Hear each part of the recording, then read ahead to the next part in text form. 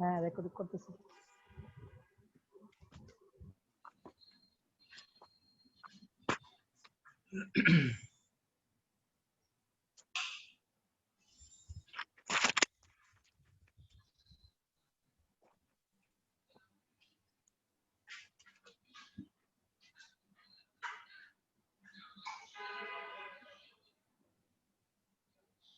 মাজুম ঠিক আছে? জি স্যার, এখন রেকর্ড হইতেছে। শুনবো? জি স্যার, শুরু করেন। কয়জন আছে? 27 জন স্যার, 27 জন। 27 জন। স্যার তিনটা সব 4:45 বাজে? জি স্যার, 4:45 বাজে। ওকে, ভেরি ইম্পর্টেন্ট সেশন কিন্তু এটা। জি স্যার, জি স্যার। টাইটেল দেখো কি?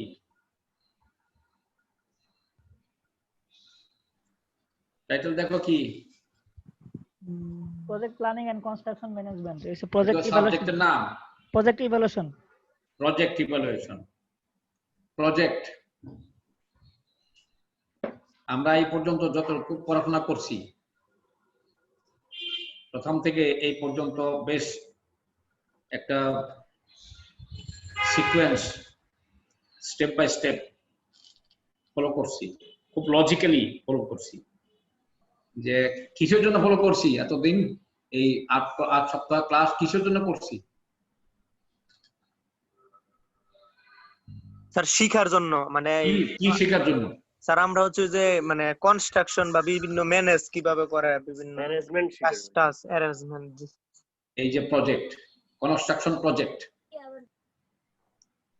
কি ম্যানেজ করবা? কনস্ট্রাকশন কনস্ট্রাকশন প্রজেক্ট স্যার শুরু থেকে শেষ পর্যন্ত, মানে সবকিছু শেখার জন্য। কি ম্যানেজ করবা? প্রজেক্ট। জি স্যার, প্রজেক্ট। কি project? Construction project. Construction project. Construction project, ঠিক আছে। আসলে কি নাম, আসলে কি প্রজেক্ট এগুলা?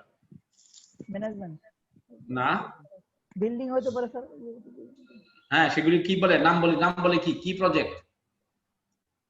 যে কইতে পারবা তাকে কিন্তু এখন civil engineering project. Civil engineering project তো ঠিকই আছে, আমরা এটার নাম আছে একটা। কি project? Development project. Development project তো ঠিকই আছে। ডেভেলপমেন্ট প্রজেক্ট মধ্যে তো আইটি আছে, বিজনেস আছে, ইন্ডাস্ট্রি আছে। আমাদের প্রজেক্টের নাম কি, আমরা কি বলি? Sir industries sir. হ্যাঁ স্যার ইন্ডাস্ট্রিজ স্যার। না, আমরা ইন্ডাস্ট্রি নিয়ে ডিল করি নাকি? না না না, ইন্ডাস্ট্রি মানে সিভিল ইঞ্জিনিয়ারিং প্রজেক্ট স্যার, সিভিলের যতগুলো প্রজেক্ট আছে সেগুলো। না ঠিকই আছে, কে নাম কি এইগুলো? Housing project, project planning sir. Real estate project. কি প্রজেক্ট? ভালো করে বলো, যাই বলতে পারবা হাইয়েস্ট নাম্বার পাইবা। Sir housing project, real estate. Residential project sir. হ্যাঁ residential project, residential project. Residential এগুলো একটা অংশ। রেসিডেন্সিয়াল প্রজেক্ট, রোড প্রজেক্ট, এগুলা এই সবগুলি সার্বিক নাম কি আমাদের? Sir construction project. কনস্ট্রাকশন তো বলে কিসের কনস্ট্রাকশন? প্রজেক্ট, কোন প্রজেক্ট হলো প্রজেক্ট, কি কনস্ট্রাকশন প্রজেক্ট কিসের কনস্ট্রাকশন? Real estate sir. ভালো করে বলো, নামগুলি অনেকবার বলছি আমি। বাংলায় বলো, ইংরেজি বলো, যেটাই বলো। স্যার কোশ্চেনটা কি করলেন? একটু লেটে জয়েন করলাম তো, কোশ্চেনটা অ্যাকচুয়ালি বুঝি না, একটু বলবেন স্যার? বলো, অনেকে বলো, বলো কি প্রশ্ন করছি। স্যার যে কোনো প্রকল্পের জন্য যে কোনো একটা প্রজেক্ট তৈরি করা। প্রকল্পটা কি? প্রকল্পের অর্থ হলো প্রজেক্ট।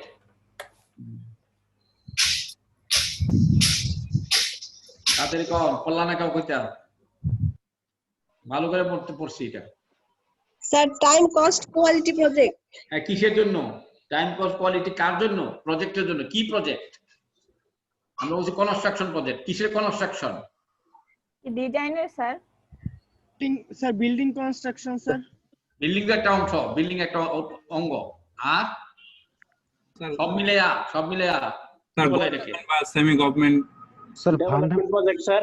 হ্যাঁ Development project. ডেভেলপমেন্ট তো কইছো, ডেভেলপমেন্ট প্রজেক্ট। ডেভেলপমেন্ট হলো উন্নয়ন। এই উন্নয়ন কিভাবে কিসের মাধ্যমে? স্যার রোড Planning এর মাধ্যমে স্যার। ইনফ্রাস্ট্রাকচার। কে শব্দ ইউজ করছো?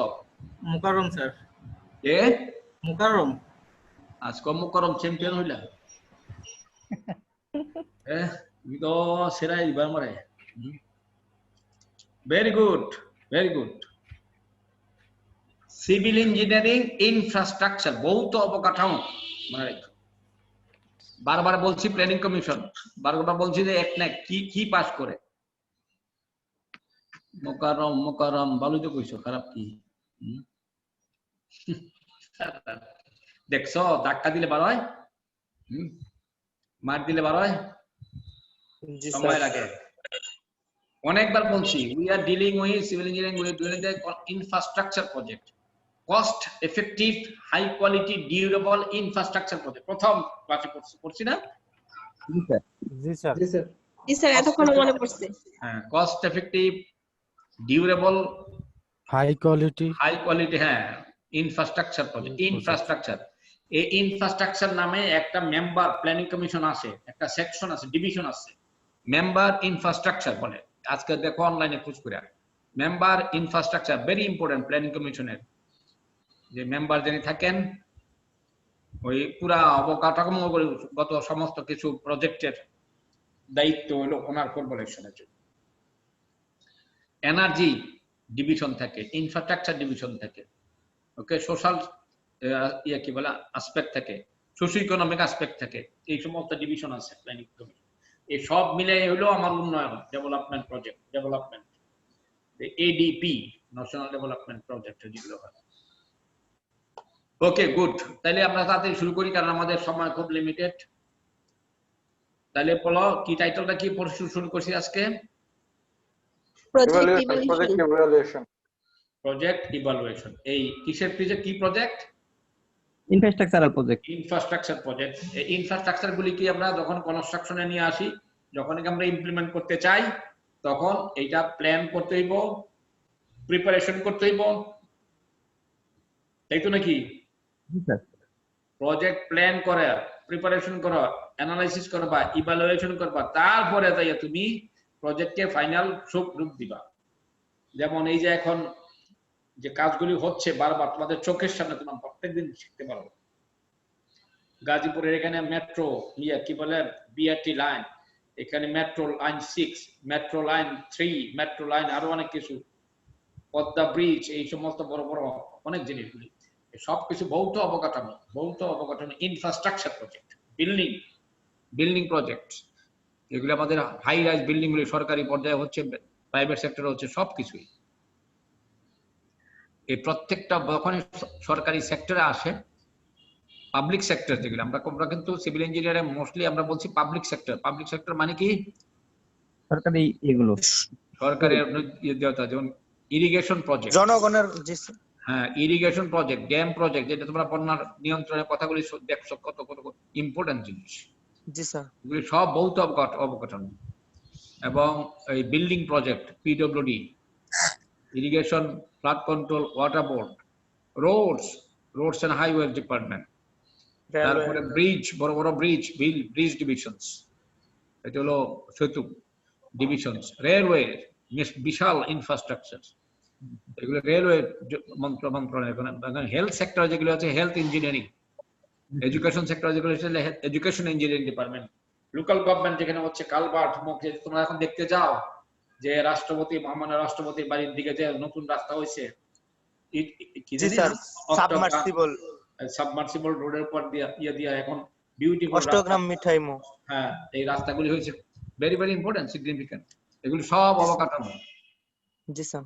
এই যে ফাইনাল রূপ দেখলা, ফাইনাল শেপ, এই শেপ দেওয়ার আগে যে অনেক পদ্ধতি, অনেক প্রসেস আছে, এটার নাম হলো ইভালুয়েশন। বাস এই প্রসেস অফ ইভালুয়েশন, প্রজেক্ট ইভালুয়েশনের জন্য বলছি।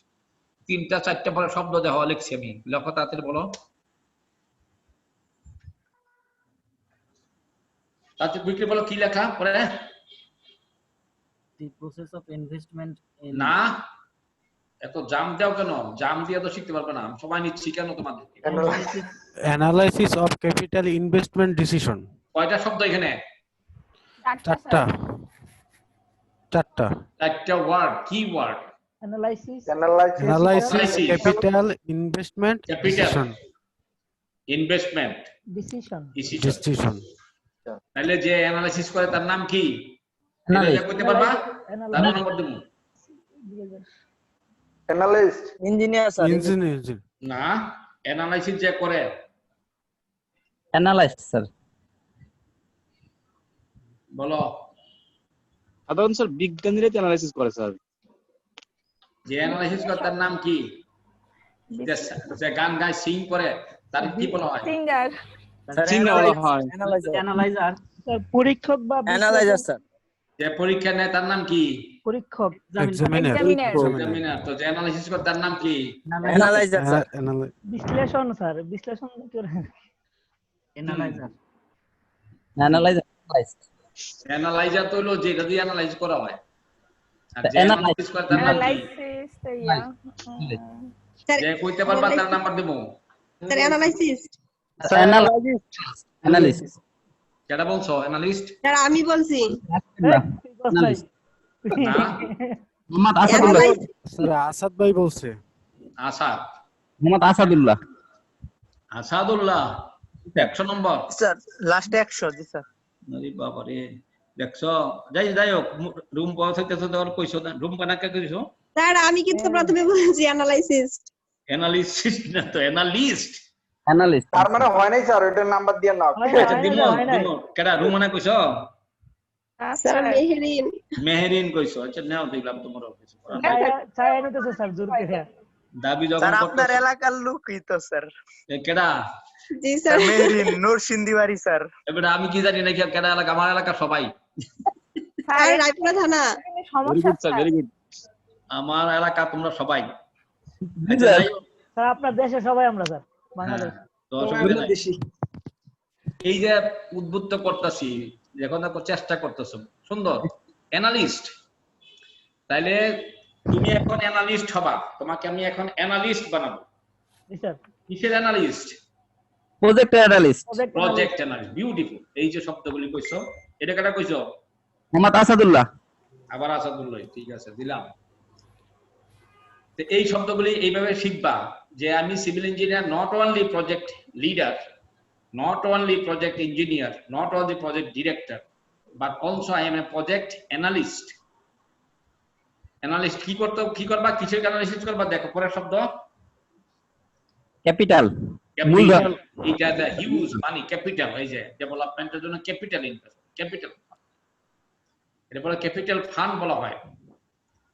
এবং যেখানে হাজার হাজার কোটি টাকা ক্যাপিটাল তোমাকে ইউজ করবা, তাহলে ক্যাপিটাল কে কি করবা? ক্যাপিটাল কে পরেরটা ইনভেস্টমেন্ট। কি করবা, কি করবা না? ইনভেস্ট করব স্যার। বিনিয়োগ করব ইনভেস্ট স্যার। করবা কি করবা না, এই ব্যাপারে। কিসের জন্য কি ইনভেস্ট করবা কিনা? ক্যাপিটাল। ক্যাপিটাল কে ইনভেস্ট করবে কি করবে না, তার জন্য কি করতে হবে?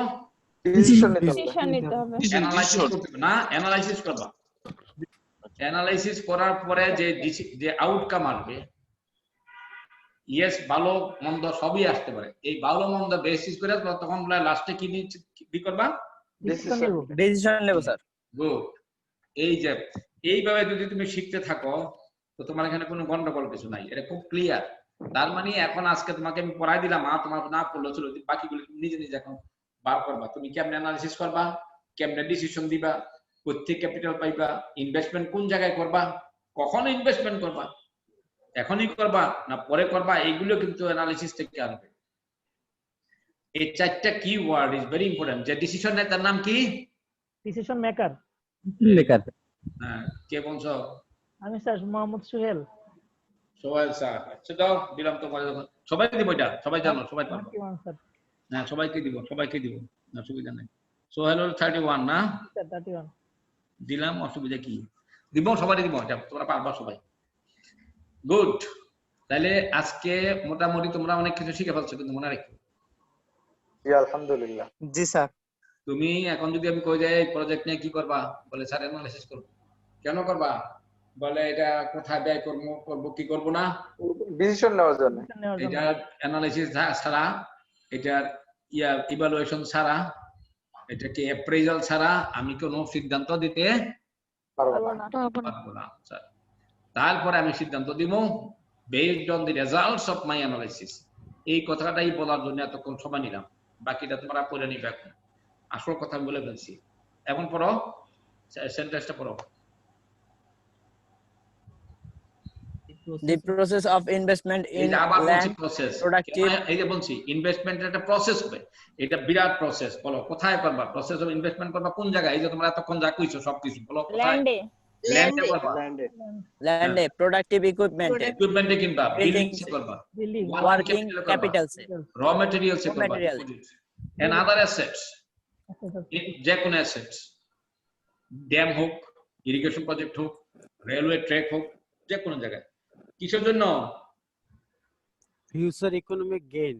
গেইন। এই গেইন তোমাকে ফিউচারে কিছু বেনিফিট পাইবা। Gain is particularly difficult difficult. রাখো, এই যে ডিফিকাল্ট। কি ডিফিকাল্ট?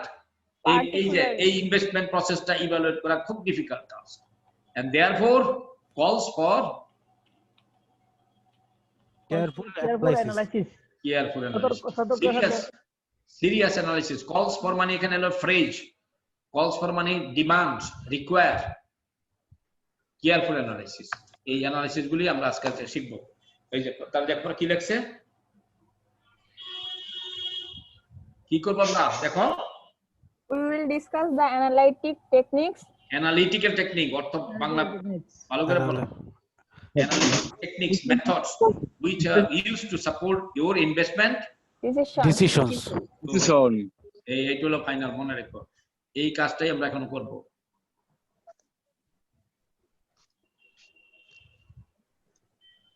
এই তিনটা শব্দ, চারটা শব্দ আবার এখানে আসছে, তিনটা এলিমেন্ট লাগবে আমার। এটা হলো নেট ইনভেস্টমেন্ট, এটা আমরা বলছি ক্যাপিটাল। এখানে লেখা রাখো ক্যাপিটাল, নেট ইনভেস্টমেন্ট কত টাকা দিব, মেইনটেনেন্স কস্ট না, ইমক না, অপারেশন কস্ট না, নেট ক্যাপিটাল কত টাকা আমি ইনভেস্ট করলাম, এটা ব্র্যাকেটে ক্যাপিটাল। তারপরে কত দিনের জন্য করব, এটা হলো ইকোনমিক লাইফ। এই ইকোনমিক লাইফ সম্বন্ধে আজকে খোঁজ করব, লেখা রাখো অ্যাসাইনমেন্টের মতো। ইকোনমিক লাইফ কাকে বলা হয় প্রজেক্টে, আমি ইন্টারভিউতে জিজ্ঞেস করব, মানে পাইবাতে ইকোনমিক লাইফ কেমনে প্রজেক্টে ঠিক করে। এই ইকোনমিক লাইফ, তুমি তো একটা আনলিমিটেড পিরিয়ডের জন্য ইনভেস্টমেন্ট করবা না, করবা না স্যার? তাইলে আগে বললাম না ফিউচার গেইন করবা, ফিউচার কত দিনের মধ্যে নিয়ে আসবা টাকাটা ফেরত। পদ্মা ব্রিজে করতেছি, কত তাড়াতাড়ি প্রজেক্টের টাকাটা আনা যায়। এই যে ফ্লাইওভার গুলি করতেছো, কত তাড়াতাড়ি টাকাগুলি ফেরত আসা যায়, এগুলি ইকোনমিক লাইফ। তারপরটা হলো operating Cash flow. Cash flow. এই যে প্রজেক্টের মধ্যে ক্যাপিটাল নিচের দিকে যাবে, আরো অপারেশন মেইনটেনেন্স করবা, প্রত্যেকটা তোরা পুরা লাইফ, ইকোনমিক লাইফ যদি 20 বছর হয়, 25 বছর, 30 বছর লাইফ হয়, এই লাইফের ভিতরে সমস্ত টাকা পয়সা যাবে এবং আমরা ফেরত নিয়ে আসবো, বেনিফিট পাবো। এটা হলো অপারেটিং ক্যাশ ফ্লো, যেটা তোমাদের প্রথম ক্লাসে আমি দেখাইছি যে প্রজেক্ট এই কোর্স দেখতে কেমন, ডায়াগ্রাম দিয়ে দেখাইছি। This is what it is.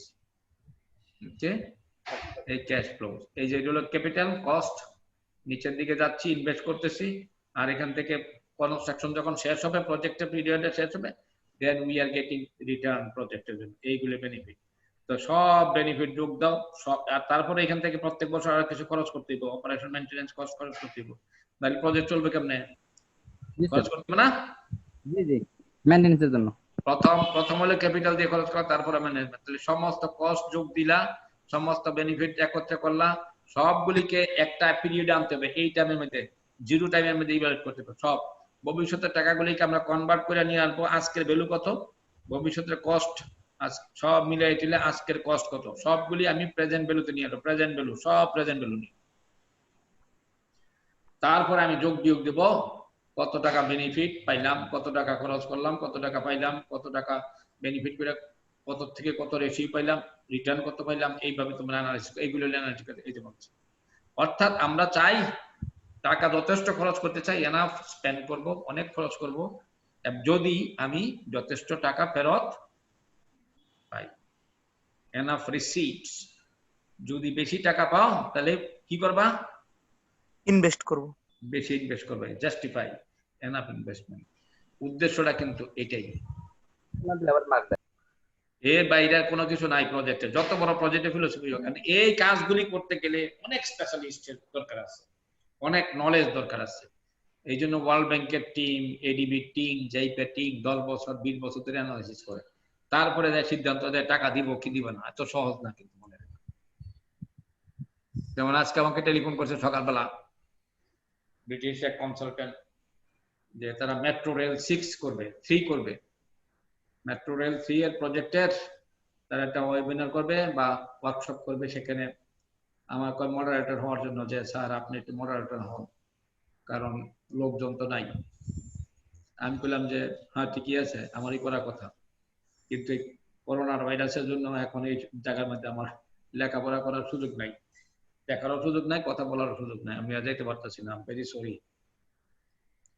তার মানে কি, এখানে বিদেশি বড় বড় এক্সপার্টরা আসবে, কনসালটেন্ট আসবে, সরকারি মন্ত্রণালয়ের লোক থাকবে, ডিপার্টমেন্টাল লোক থাকবে, পিডিরা থাকবে। সেখানে তারা মেট্রো রেল 6 প্রজেক্টের ভবিষ্যৎ কেমনে হবে, কোথায় কোথায় কি হবে না, তারা ডিসকাশন হবে। সেখানে একজন চিফ মডারেটর লাগে, সেই মডারেটর একজন এক্সপার্ট ছাড়া এই মডারেট করতে পারবে না স্যার, না স্যার। পারবে না। তাহলে বড় বড় এক্সপার্টটা কথা বলবে, বড় বড় কনসালটেন্টটা কথা বলবে, তাদেরকে থামাইতে হইবে কারা? তাদেরকে থামাইতে, তাদেরকে কন্ট্রোল করবে কে? মডারেটর। মডারেটর। এই মডারেটররা কেমন লোক লাগবে স্যার? একদম অনেক স্ট্রেট ফরওয়ার্ড এবং স্পেশাল এইসব সম্পর্কে যারা জানে, যারা জানবে। জি স্যার। তো এইরকম এটা তা না হলে কিন্তু এই প্রজেক্টের যেটা ভবিষ্যৎ হবে সেটা ভালো হবে না। বাট আমি যেহেতু আমি পারছি না, আমি সরি বলে না করলাম। তুমি কয় স্যার আপনি একজনকে কাকে বলবেন, আমি তো কোন লোক পাইতেছি না। আমি কই লোক কত আছে টেলিভিশনের ট্যাপ খুঁজে বার করো, ভেরি ইম্পর্টেন্ট কিন্তু। জি স্যার। তারপরে না প্রজেক্ট ইমপ্লিমেন্টেশন হবে, তারা এখানে বড় এক্সপার্ট আসবে, বড় কনসালটেন্ট আসবে, তারা এসব স্টাডি করবে, রেজাল্ট দেখবে, অ্যানালাইসিস করবে, তারপরে দেয় কথা বলতে। মেথডস অফ অ্যানালাইসিস দিতে বললাম আমরা, এগুলি ইনভেস্টমেন্ট, অপারেটিং ক্যাশ ফ্লো বিভিন্ন ভাবে চিন্তা করব। কাকে বলা হয়? এই যে নেট ইনভেস্টমেন্ট ক্যাপিটাল যেটা বলছি, refer to net outlay. Outlay শব্দ মনে রাখবে, আউটলে মানে যেগুলো অলরেডি খরচ করবো, আউটলে। নেট ক্যাপিটাল, এটা হলো মোস্টলি ক্যাপিটাল, মোস্টলি না দি ক্যাপিটাল। এখন ভুল করবার কোনো সুযোগ নাই। ক্যাপিটাল হলো প্রথম যে ইনফ্রাস্ট্রাকচার বা যে কোনো প্রজেক্টের মূলধন খরচ করি, ক্যাপিটাল। এটা নেট ইনভেস্টমেন্ট, যেখান থেকে এডিবি টাকা দিবে, ওয়ার্ল্ড ব্যাংক টাকা দিবে, এই টাকা দিয়ে খরচ করে প্রজেক্ট বানাবো, তার থেকে আমি যেটা পাবো সেটা হলো আমার আউটকাম। এগুলো ডেফিনেশন দিয়ে ইকোনমিক পিরিয়ড, ইকোনমিক লাইফ বলে দিবা। ইকোনমিক লাইফ নিয়ে পড়াশোনা করবা, কেমনে ইকোনমিক লাইফ প্রজেক্টের। বারবার বলতেছি কিন্তু সবাইকে, মাসুম লেখা রাখো, ইকোনমিক ব্যাখ্যা দিতে হবে আমাকে, কেমনে ঠিক করে, কত বছর পর্যন্ত নেয়, বেশি লম্বা সময় দেওয়া যাবে না, কম সময় দেওয়া যাবে না, এইগুলো আমরা খেয়াল করবা। এইগুলো হলো মেথড, আমরা কেমনে করবো। যে কতক্ষণ আগে বললাম কত বছর টাকা লাগবে আমার টাকা ফেরত আসতে, তাহলে নেট ইনভেস্টমেন্ট কত করলাম আর প্রতি বছর কত করে পাচ্ছি, বাগ দিলে তো বছরটা পাই যাবো। এটা হলো পে ব্যাক পিরিয়ড, এই শব্দগুলি খেয়াল করবা। রিটার্ন, পার্সেন্টেজ অফ রিটার্ন, ক্যাপিটালের পার্সেন্টেজ, এভারেজ রিটার্ন, এই সমস্ত শব্দ আমরা ইউজ করব এবং আমরা এইভাবে আমরা প্রজেক্টের মেরিট বুঝতে পারবো। এই যে আমি কতক্ষণ আগে কথা বললাম, present value concept, advance concept, present value. তুমি আজকে টাকা খরচ করছি, ক্যাপিটাল কখন করব? খরচ করব এখন, বর্তমানে। এখন। প্রজেক্ট থেকে ফেরত পাবো কবে? স্যার প্রজেক্ট থেকে আমারে ফেরত দিবে কবে? আর বিয়ে হওয়ার পরে প্রজেক্ট শেষ হওয়ার পরে তারপরে প্রজেক্ট কমপ্লিট হওয়ার পর স্যার, যখন রানিং ভবিষ্যৎ, ফিউচার। ফিউচার, তো ফিউচার মানি আর আজকের মানি সমান না স্যার। এই কেমনে সমান হইব? এই সমানটা করার নাম হলো প্রেজেন্ট ভ্যালু কনসেপ্ট। আমি আগে বলছি আজকে খরচ করছি ক্যাপিটাল, এটা ভেরি ইম্পর্টেন্ট, নোট করে রাখা। প্রেজেন্ট ভ্যালু কনসেপ্ট কি এটা লিখবো পরীক্ষার মধ্যে, মনে রাখো। Economic life, present value concept, আমাকে এগুলি ব্যাখ্যা দিবা আমি যখন ইয়েতে নিব, এই যে ভাইবাতে। আমি এক সেকেন্ডের জন্য আমি আসছি।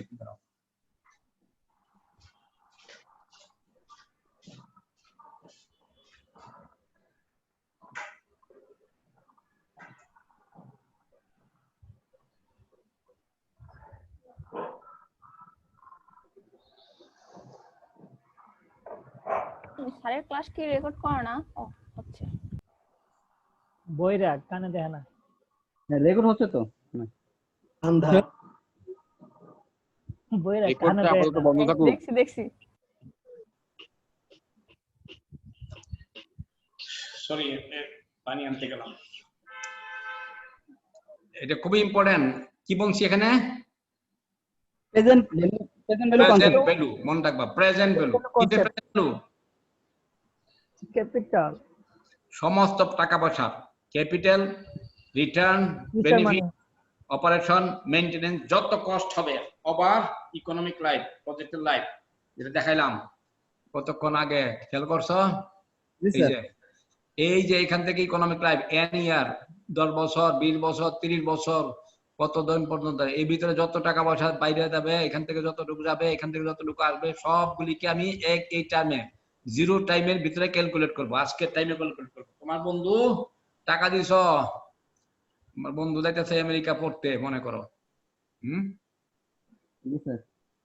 আমেরিকা যাইতেছে, তোমার কইছে যে আমার তো বিমানের টিকেটের টাকার দরকার, 60,000 70,000 টাকা লাগে, আমারে 30,000 টাকা দাও,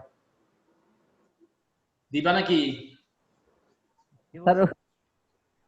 বন্ধু টাকা চাইছে, বিমানের টাকার টিকিট লাগবে, সে পড়তে যাইতেছে বাইরে আমেরিকাতে। জি স্যার দিব। দিবা?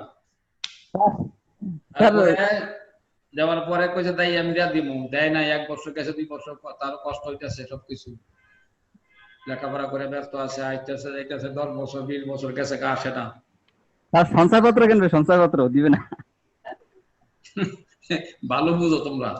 এখন সে 10 বছর পরে আইছে, মনে করো, বা 20 বছর 15 বছর পরে আইছে দেশে, তোমার লগে দেখা হয়েছে, বন্ধু কেমন করে, অনেকদিন থেকে আসো না দেশে, আসা যায় না, ভিসা নাই, ইমুক নাই, একবার আসলে যাওয়া যায় না, ট্রাম্পের অসুবিধা আছে, দেশের থেকে বাড়িলে আবার দাওয়া দেখবো না, এই জন্য আসি নাই, হয় না? স্বাভাবিক। তো তোমার তো টাকা তো তুমি দিছো 30,000 টাকা, 10 বছর পরে 30,000 টাকা সে দিয়ে গেল। 30,000 টাকা আজকে ডেটে তুমি দিছো, আজকে কত টাকা ডলার হয় হিসাব করো? 85 টাকা সামথিং। দেও 85 টাকা তো হিসাব করো, কতটা সবই তো খবর রাখো, দেওয়া যায়। 30,000 স্যার। 30,000 টাকা দিছো, কত ডলার দিলে তারে? ও স্যার 30,000 দিলে স্যার কত ডলার হবে? ভাগ হচ্ছে 85 ডলার দিলে না, স্যার 353 ডলার। 350 ডলার মনে করো। জি স্যার। তো 350 ডলার দিছো তুমি 2000 সালে, সে আইছে 2030 সালে ফেরত। আইসা তো কইছে যে বন্ধু তোমার টাকা তো নিছিলাম, দিতে পারি না, আল্লাহ ভুল হয়েছে, মাফ করে দিও। নাও 350 ডলার নিছিলাম না, তো 350 ডলার দিলাম। তুমি কি খুশি না বেজার? বেজার স্যার। বেজার। বেজার কইলাম আমি তোমার বাংলাদেশে। তুমি সন্তুষ্ট না অসন্তুষ্ট হইছো? স্যার অসন্তুষ্ট। কেন অসন্তুষ্ট হইলা? তোমার 350 ডলার নিছে। 30 বছরে স্যার, এইদিকে 30 বছর হয়ে গেছে স্যার। তার মানে তুমি এখন কত দিলে সন্তুষ্ট হইবা বলো? এইটা স্যার রানিং মার্কেটের প্রাইস যে ওই এখন তো ডলারের ভ্যালু কত আছে, ওই করেসপন্ডিং ওই হিসাব করে যে টাকাটা আসবে সেই হিসাবে সে আমার পেমেন্ট করবে। না বলো এখন কত টাকা দিলে তুমি পাইবা? এইটা হলো তোমার, তার মানে 10 বছর পরে যে টাকাটা তোমার হইতো ওইটা এখান থেকে, তাই তো? জি স্যার। 30,000 টাকা তুমি মনে করছো একটা কিছু টাকা রাখবা, তাই না? রাখতা। জি স্যার। যে তাহলে মানে এটা আর্ন করতো না? জি স্যার অবশ্যই। এই আর্নিং পাওয়ারের নাম হলো ইন্টারেস্ট রেট, আমরা কমনলি যেটা বলবো, তাই ইন্টারেস্ট। এটাকে বলে মানি ভ্যালু। জি স্যার। ক্যাপিটালের ইনভেস্টমেন্টের ভ্যালু, ইনভেস্টমেন্ট ভ্যালু তুমি এত টাকা দিয়ে পাচ্ছ, তার মানে তোমাকে, তুমি মনে করছো এত টাকা হলে 30 বছর পরে এত টাকা হবে, 10 বছর পরে আমি সেই টাকাটা আমি পাবো, এবং সে তাহলে ওই টাকাটা ভবিষ্যতে তার 10 বছর পর তোমার হওয়ার কথা, মনে করো 50,000 টাকা হলো, তার মানে তাকে এখন কত টাকা দিতে হবে? 50,000 20,000 বেশি টাকা দিলে তোমার 350 ডলার হবে। তাহলে কত টাকা হইলে পরে 10 বছর পরে কত টাকা যদি সে জমা দেয়, তাহলে আজকে 350 ডলার হবে। এই ক্যালকুলেশনটা, এটা হলো প্রেজেন্ট ভ্যালু কনসেপ্ট, বুঝছো? তার মানে 10 বছর পরে 50,000 টাকা হইলে আজকের 30,000 টাকা সমান, তাই তো নাকি? জি স্যার। এই কিন্তু কনসেপ্ট। তাহলে এই যে এই প্রসেসটা তোমাকে ঠিক করতে হবে। 10 বছর পরে কি হবে, 5 বছর পরে, 7 বছর পরে কি হবে, 8 বছর পরে কি হবে, 10 বছর পরে যে টাকা বিনিময় আছে সবগুলিকে কনভার্ট করে করে এটা আমি আজকে ভ্যালু জানবো। এটা হলো টাইম ভ্যালু অফ মানি, এই যে প্রেজেন্ট ভ্যালু কনসেপ্ট। আমরা এই টেকনিকস অফ কম্পাউন্ডিং ডিসকাউন্টিং আমি এখন এই প্রেজেন্টেশন পড়াচ্ছি। মনে করে এই যে এরকম তুমি $1 আজকের, তোমার যদি মানি আর্নিং পাওয়ার ইন্টারেস্ট রেট যদি 10% হয়, এই যে আই ভ্যালু, তাহলে 1 টাকার 1 বছর পরে কত টাকা হবে? 1 টাকা মাসে 10%? বছরে পারে না, 1 ইয়ার কইছি, অ্যানুয়াল গ্রোথ। আই ভ্যালু হলো 10 ইন্টারেস্ট রেট, তার মানে আজকের 1 টাকা আগামী বছরে কত টাকা সমান? 1.10। 1.10। 1 টাকা সমান 1 টাকা 10 পয়সা।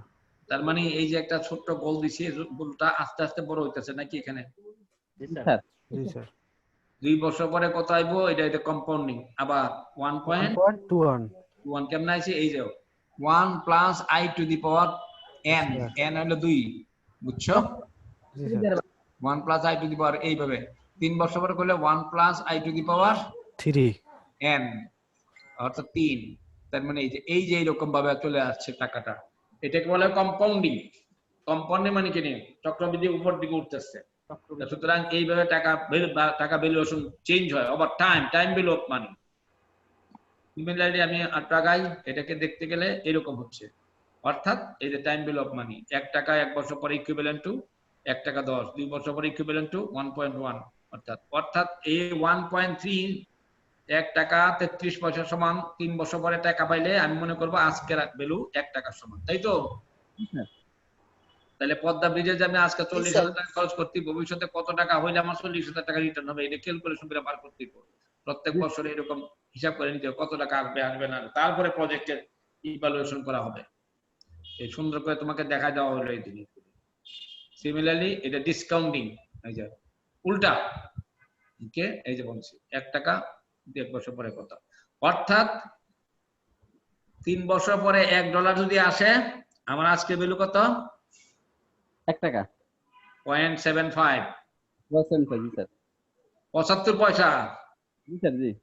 তার মানে 3 বছর পরে 1 টাকা আইলে 0.75, 2 বছর পরে 1 টাকা আইলে 0.82, 1 বছর পরে 1 টাকা আইলে কত হবে? এটা হলো ডিসকাউন্টিং করে 1 plus i to the power n over, এই যে এটা 1 বাই, এটা discounting 1 over divided by 1 plus i to the power n। এই টেকনিকগুলি শিখবা আমরা এখন, এটাকে ম্যাথমেটিক্যালি শিখবো। এই যে এগুলো পড়াই দিচ্ছি এরকম জাস্ট বুঝাই দেওয়ার জন্য, তুমি দেখে নিবা। এই যে এটাকে ম্যাথমেটিক্যালি যদি আমি লিখি, এইগুলো টেকনিক্স, এই পদ্ধতি তোমাকে শিখতে হবে। 6টা ফর্মুলা এখানে আছে, ভেরি ভেরি সিরিয়াস। এটা বলা হচ্ছে কি বলছে, গিভেন পি, আজকের টাকা যদি পি হয়, ভবিষ্যৎ কত হবে? এফ। Find out F. তাহলে এফ সমান সমান কত হবে? 1 plus i to the power n multiplied by p, তাই তো? এটা ক্যাপিটাল, এটা হলো কম্পাউন্ডিং অ্যামাউন্ট, এই ফ্যাক্টর, এটা হলো ফ্যাক্টর। তার মানে f সমান সমান কি হবে? f সমান সমান লিখে রাখো, f সমান সমান p into 1 plus i to the power কি? To the power n। তাহলে f কত হবে? p multiplied by 1 plus i, আইটা কি? এই আইটা হলো এখানে ভেরি সিরিয়াস। আই হলো ইন্টারেস্ট রেট, আমরা বলি কমনলি বলি, বা এটাকে ফর্মালি বলে এই যে প্রজেক্টের ওয়ার্ল্ড ব্যাংকে বা তারা বলবো কস্ট অফ ক্যাপিটাল, মানে ক্যাপিটালের কস্ট, অথবা এটা হলো অপরচুনিটি কস্ট অফ ক্যাপিটাল। এই দুইটা শব্দ সিরিয়াসলি মনে রাখবে। আজকে 3টা শব্দ কইলাম এখন। একটা হলো ইকোনমিক লাইফ, আরটা কি কইছি? একটা বলছেন sir present value of present value concept, আর একটা বললাম এখন কি opportunity cost of capital, OCC, অথবা কস্ট অফ ক্যাপিটাল। এটাকে সিম্পল টার্মের নাম অথবা ডিসকাউন্ট ফ্যাক্টর, এটা ডিসকাউন্ট ফ্যাক্টর বলা, অথবা ইন্টারেস্ট রেট, সিম্পল আমরা বলি। ভেরি সিগনিফিক্যান্ট, এই ছাড়া তুমি প্রজেক্টের ইভালুয়েশন করতে পারবে না। এইগুলো কম্পাউন্ড অ্যামাউন্ট, যদি আজকে ভ্যালু থাকে ভবিষ্যতে কতবার করে সোজা মাল্টিপ্লাই করবা। ঠিক উল্টা আইলে যদি ভবিষ্যতের এফ দেওয়া থাকে, এই যে গিভেন এফ, ভবিষ্যতের টাকা দেওয়া থাকলো এফ, আজকে ভ্যালু কত পারবা? এটা উল্টা হবে, তাই তো? f multiplied by 1 by 1 plus I to the power n, এটা ডিসকাউন্ট ফ্যাক্টর। সিম্পলি 3 নম্বর আগাও পড়ো এটা। এটা সিরিজ কিন্তু এটা সিঙ্গেল অ্যামাউন্ট। ভেরি কেয়ারফুলি আজকে কয় জমাইছো এখন? আমি কিন্তু সিরিয়াস পড়া পড়াইতেছি। 45 ছিল 44 45 ছিল, জায়গা কেন নাকি না উদাও হয়ে যায়? 43 স্যার, আপনি বাদে। তাইলে তো ছাত্র তো অনেক কম আজকে, কেন? স্যার আমারটাও ড্রপ হয়ে গেছে। জি স্যার নেট প্রবলেমের কারণে আমার কানেকশনও ড্রপ হয়ে গেছিল স্যার। অনেক কষ্টে আবার ঢুকলাম। এই 40-45 পাস করবা মনে হইতেছে, বাকিটা পাস করতে পারবে না, আমার দোষ নাই, আগে কই দিলাম। মনে রাখেন ক্লাসে অ্যাবসেন্ট থাকলে কোনো খবর নাই।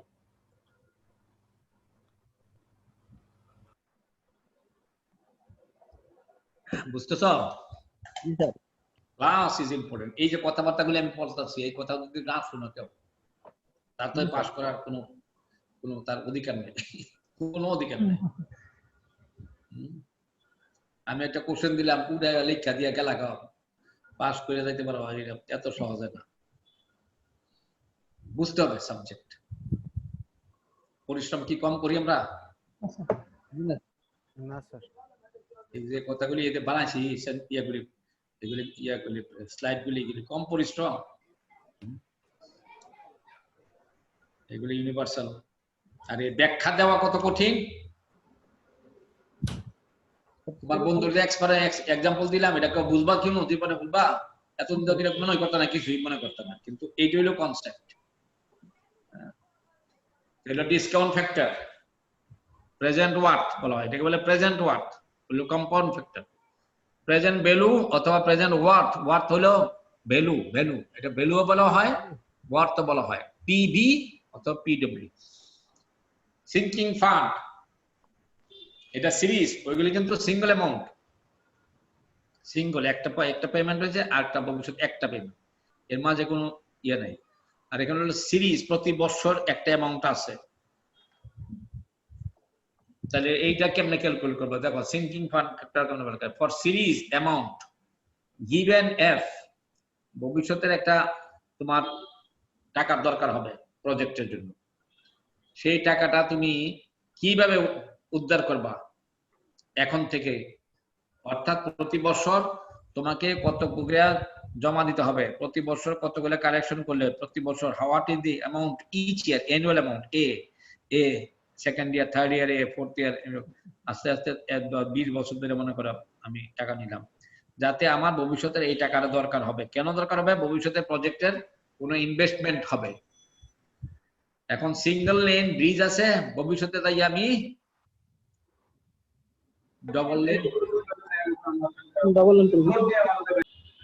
ডবল লেন ব্রিজ করব বা একটা কিছু করব। সিঙ্গেল লেন ড্যাম আছে, এটাকে আমি বাড়াই দেব, বা ভবিষ্যতের এখন যে পাম্পগুলি দিয়ে আমি দিতেছি, ভবিষ্যতে যাই আর ওইটাকে রিপ্লেস করে বড় পাম্প দিতে হবে। তাহলে এই টাকাটা আসবে কোত্থেকে ওই রিপ্লেসমেন্ট করার জন্য?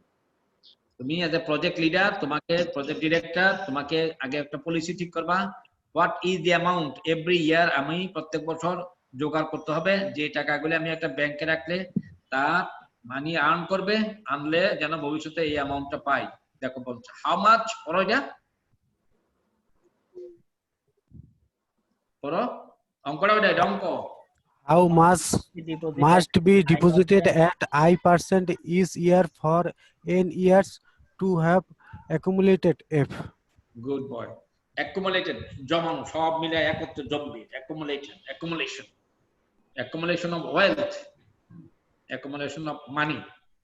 এটা এখানে ফর্মুলাটা ভুল, এটা উপরে আই হবে, 1 না, কারেকশন দিয়ে রাখো, আই,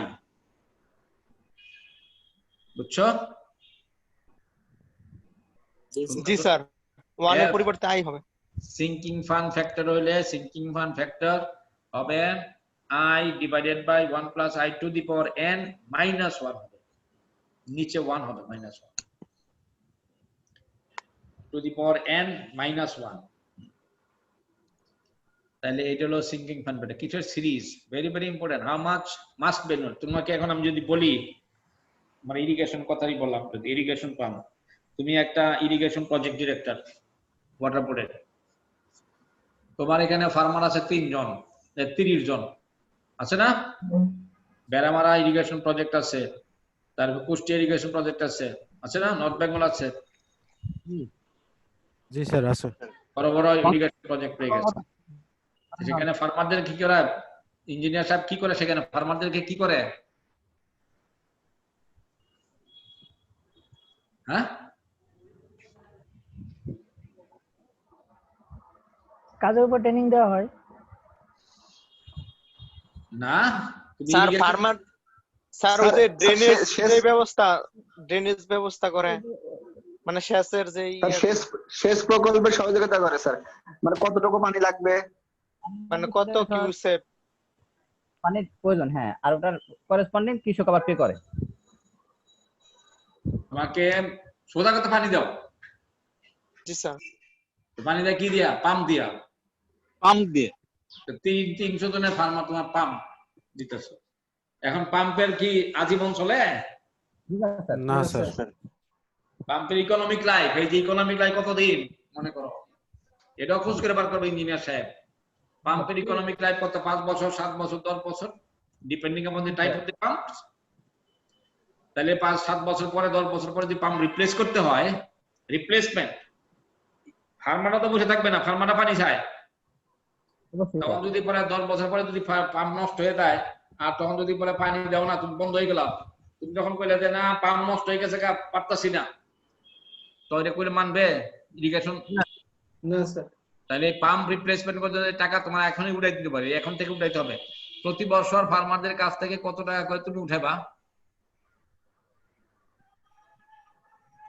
যে হাউ মাচ প্রতি বছর আমি ফার্মারদের কত টাকা করে কালেকশন করব যাতে এই টাকাগুলো আমি একটা টাকা রাখবো আর্ন করবে তাহলে সো দ্যাট আমি 10 বছর পরে এত টাকা আমি তুমি জানো 10 বছর পরে পাম্পগুলি রিপ্লেস করতে এত টাকা লাগবে এবং সেই টাকাটা তুমি ফার্মারদের কাছ থেকে উঠাবা এইটা তোমার পলিসি বা সিদ্ধান্ত as a leader as a project director এই যে বড় এটা অঙ্করা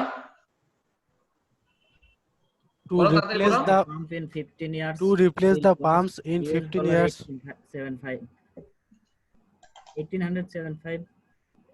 18 উইল কস্ট এত 15 বছর পরে তোমার এত টাকা লাগবে তাহলে হাউ মাচ কেন লাগবে পাম্প রিপ্লেস করবা how much should be the annual collection from D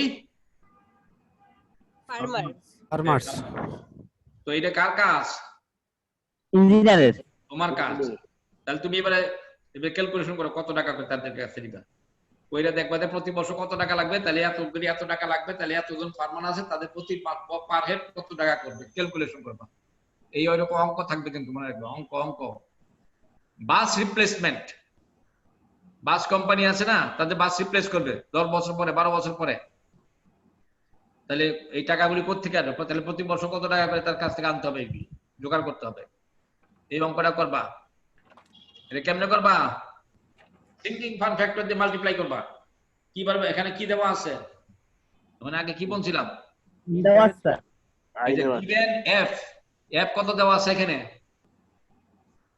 F দেওয়া স্যার ওই 8 লক্ষ হ্যাঁ অ্যামাউন্ট 8 লক্ষ তাহলে তোমার ফাইন্ড এ অ্যানুয়াল অ্যামাউন্টটা কত পাবে এই যে অ্যানুয়াল অ্যামাউন্টটা কত পাইবা এ পার করবা প্রতি বছর এই অ্যানুয়াল কালেকশনটা কত হবে তাহলে সিঙ্কিং ফান্ড ফ্যাক্টর দিয়ে মাল্টিপ্লাই করলে তো এ বাড়িয়ে দেব নাকি স্যার প্লাস এ হলো তাহলে এত টাকা অ্যানুয়াল তাহলে এই টাকাটা কয়জনের মধ্যে থেকে আনতে হবে টোটাল যে কতজনের কাছ থেকে আনবা এই টাকাটা টোটাল যত ফার্মার আছে কত আছে ফার্মার কত আছে কইলাম 300 তাহলে বাদ দিয়ে দেখলা যে এত টাকা আইতাছে তখন আবার দুঃখ হইতে হয় আমারও তো কিছু দরকার পকেটে কিছু রাখতে হবে না টাকা একটু বাড়াই দিয়ে দেবে নাকি বলে খালি ফার্মারদের কাছ থেকে নিয়ে না আমার কিছু লাগবে না যদি 12 টাকা হিসাবে আসে বলে 15 টাকা করে দিবেন বলে কেন 15 টাকা কেন বলে না আরো খরচ আছে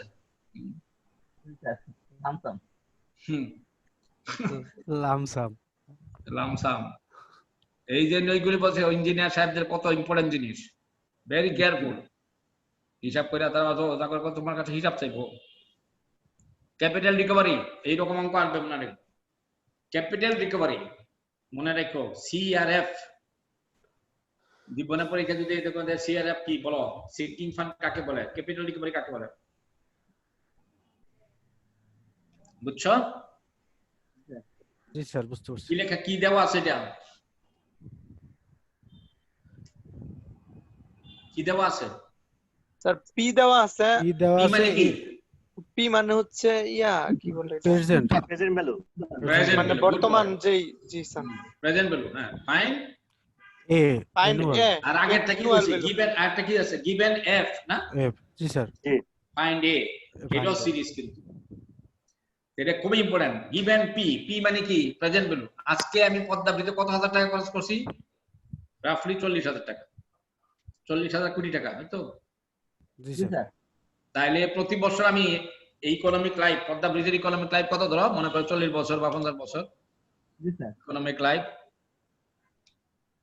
পদ্মা ব্রিজের ইকোনমিক লাইফ যদি 40, ইকোনমিক লাইফ যদি হয় 30 বছর বা একটা হোয়াটএভার, ইকোনমিক লাইফ আর ডিজাইন লাইফ সমান না কিন্তু মনে রাখো। ডিজাইন লাইফ যাবো 100 বছর, ইকোনমিক লাইফ কিন্তু 100 বছর নিব না। কেন? কারণ আছে, ওই যে বেশি, অনেক পরের টাকা আজকে ভ্যালু জিরো হবে, সেই জন্য বেশি সময় নেওয়া যায় না। তাহলে মানে আমাকে প্রতি বছর কত টাকা করে আমি খরচ করলাম পদ্মা ব্রিজে, এটা জানার জন্য। তাহলে গিভেন পি ফাইন্ড এ, এটা কি দিয়ে বার করবো, এই যে অ্যানুয়াল বার করবো কি দিয়ে, এ সমান সমান P into capital recovery factor. Capital recovery factor মনে রাখবা, এই যে i 1 plus i to the power n by 1 plus i to the power n minus 1।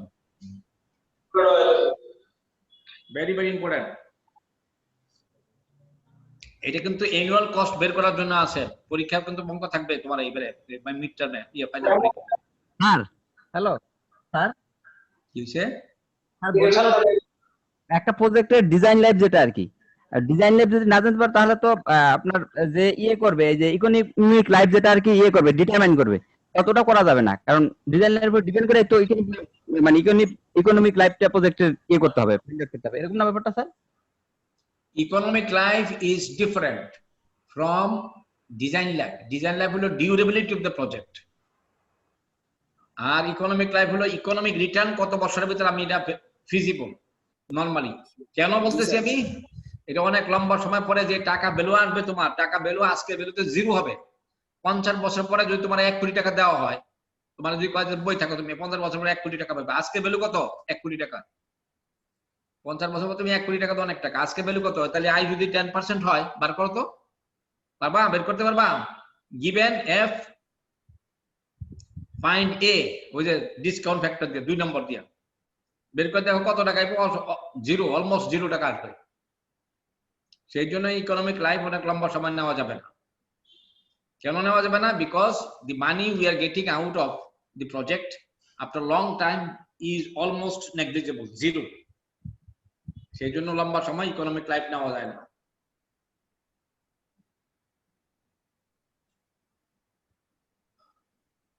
এই যে তোমাদের এখন ব্রিটিশ ইয়েতে দেখছি আজকে, এই যে এক্সামিনেশন, এই যে অনলাইন এক্সামিনেশন নিয়ে পরীক্ষা রেজাল্ট নেওয়া, তারা কিন্তু এখন বিশাল বিশাল চিন্তা ভাবনা করছে কেমনে রেজাল্ট দিবে, বুঝছো? অনলাইনে আমাদের ইন্টারমিডিয়েট কি হবে জানি না, মেট্রিক তো ইন্টারমিডিয়েট কি হবে জানি না। এখন দুনিয়া জুড়ে ওই অনলাইনের পরীক্ষা নিয়ে খুব চিন্তার মধ্যে পড়ছে, কি করবে। সরকারি ইউনিভার্সিটি গুলি করতেছে কেমন জানি না, নতুন কোন সিস্টেম বার করছে জানো? না স্যার, শুধু অনলাইনে ক্লাস না, এইটুকু শুনছি। পরীক্ষা টরীক্ষা নিছে কোনো জায়গায় শুনছো? না স্যার, পরীক্ষা না নেই, স্যার, ওরকম শুনি শুধু নাই। অনলাইনে ক্লাস নিচ্ছে। খুব ডিফিকাল্ট হবে। এই জন্য আমরা চেষ্টা করতেছি যতটুকু সম্ভব ইভালুয়েশন করে দেওয়ার জন্য ছাত্রদেরকে। ভেরি ডিফিকাল্ট কিন্তু টাস্ক। এবং সেই এটার মধ্যে মূল ফিলোসফি হলো ক্লাসে অ্যাটেন্ড করা, শোনা। এইটা হলো 1 নম্বর ক্রাইটেরিয়া। তারপরে অনেকটা কিছু করে এদিক সেদিক করে কিছু নাম্বার দেওয়া যাবে, সেটা হলো অন্য জিনিস, কিন্তু class attendance is a very fundamental জিনিস। তাহলে এটা কি জন্য ইউজ করব আমি? এই ফ্যাক্টরটা কোথায় ইউজ করব?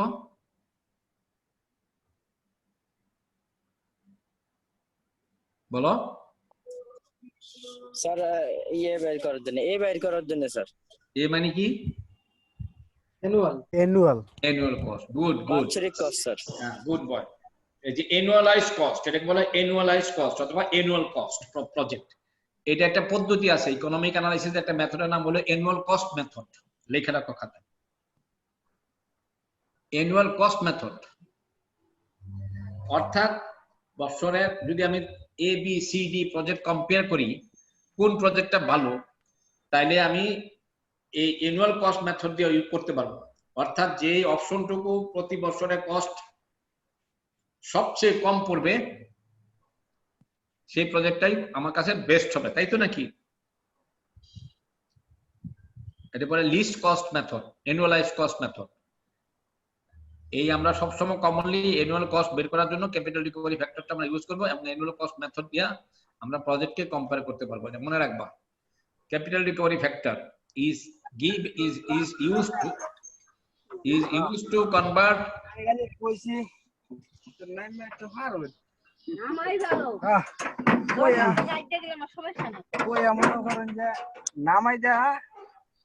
কথা বলে কেন?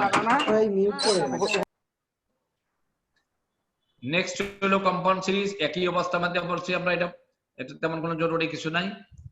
লাস্ট হলো আমাদের যে প্রেজেন্ট ওয়ার্থ সিরিজ, এটা বলা সিরিজের জন্য আবার একই জিনিস। আমরা তিনটা জিনিস সিরিজ পড়ছি, sinking fund, capital recovery, present worth value. এই যে প্রেজেন্ট ওয়ার্থ, এটা বলে সিরিজ প্রেজেন্ট ওয়ার্থ, বা এটাকে বলা হয় এনুইটি ফ্যাক্টর। ওই যে এনুইটি ফ্যাক্টর লাস্টে, series present worth annuity factor. এটাও ঠিক উল্টা, কি দেওয়া আছে বলো তাড়াতাড়ি বলো। অ্যানুয়াল কস্ট দেওয়া আছে, অ্যানুয়াল কস্ট দেওয়া আছে। ওভার ইকোনমিক লাইফ, পুরো প্রত্যেক বছর টাকা পাইতাছি আমি। ফাইন কি পাবো? present value P। কিন্তু 3 নম্বরটা কি ছিল? গিভেন এ ফাইন্ড এ, মানে এফ ছিল এ বার করার জন্য। এইটাও খুব ইম্পর্টেন্ট প্রজেক্টের জন্য। পদ্মা ব্রিজের কথাই বলি আমি। পদ্মা ব্রিজ যখন নাকি ওপেন করবো ট্রাফিকের জন্য, তাহলে যখন এটা চলবে 25 বছর 30 বছর যখন চলবে পদ্মা ব্রিজের, এই 25 বছর করে 30 বছর ধরে প্রতি বছর কত টাকা করে আমার আসবে, একটা এভারেজ ভ্যালু আসবে ধরে নিলাম। সেই তাহলে 25 বছরের টাকাটা আমি বের করতে পারবো প্রেজেন্ট ভ্যালু একটা ফর্মুলা দিয়ে। সেই ফর্মুলার নাম হলো সিরিজ প্রেজেন্ট ওয়ার্থ। অর্থাৎ আজকের ভ্যালু কত, প্রেজেন্ট ভ্যালু বের করতে পারবো আমি A multiplied by series present worth factor, capital recovery কি বলে এনুইটি ফ্যাক্টর দিয়ে।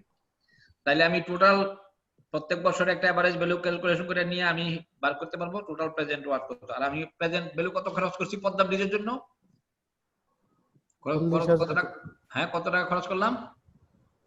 40,000 কোটি। 40,000 কোটি টাকা। তাহলে আমি অটোমেটিক্যালি হিসাব করে দেখতে পারবো যে আমি প্রত্যেক বছর তখন ট্রাফিক থেকে এইরকম খুঁজে বার করবো। কিন্তু ট্রাফিক না, এই যে অ্যানুয়াল কস্ট গুলি কোত্থেকে আসতেছে, অনেক কঠিন কাজ এগুলি বের করা। শুধু ট্রাফিকের ভ্যালু না, travel time savings, accident savings, employment generation, productivity বাড়ানো, কৃষি পণ্যতা বাড়ানো, সমস্ত কিছু সোসাইটাল এডুকেশন সিস্টেমকে ইমপ্রুভমেন্ট, সমস্ত গুলিকে কনভার্ট করে করে অ্যানুয়াল কস্ট বের করতে হবে। এটা ইকোনমিক অ্যানালাইসিসের স্টাডি। এই জন্য বলছি ভেরি ভেরি সিরিয়াস সাবজেক্ট। তুমি একার পক্ষে তোমার সম্ভব না, কিন্তু তোমাকে এই কনসেপ্ট গুলি জানতে হবে। যে তুমি ইকোনমিক্স সেখানে অ্যাপ্লাই করবা, সোশিওলজিস্ট সেখানে অ্যাপ্লাই করবা, তারা এসে তোমাকে এইভাবে ক্যালকুলেট করতে তোমাকে বুঝতে হবে যে তোমার আলটিমেটলি তুমি কি কতটুকু তোমার হাতে কি হচ্ছে। তো এটাকে প্রেজেন্ট ভ্যালু বের করতে গেলে over the entire life of the project এই সিরিজ প্রেজেন্ট ওয়ার্থ ফ্যাক্টরকে ইউজ করতে হবে। সবসময় দেখবা আই ভ্যালুটা খুব ইম্পর্টেন্ট এখানে। এই 6টা মেথড আমি বললাম কি টেকনিকস অফ, কি নাম দিছি? Compounding and discounting. মনে রেখো।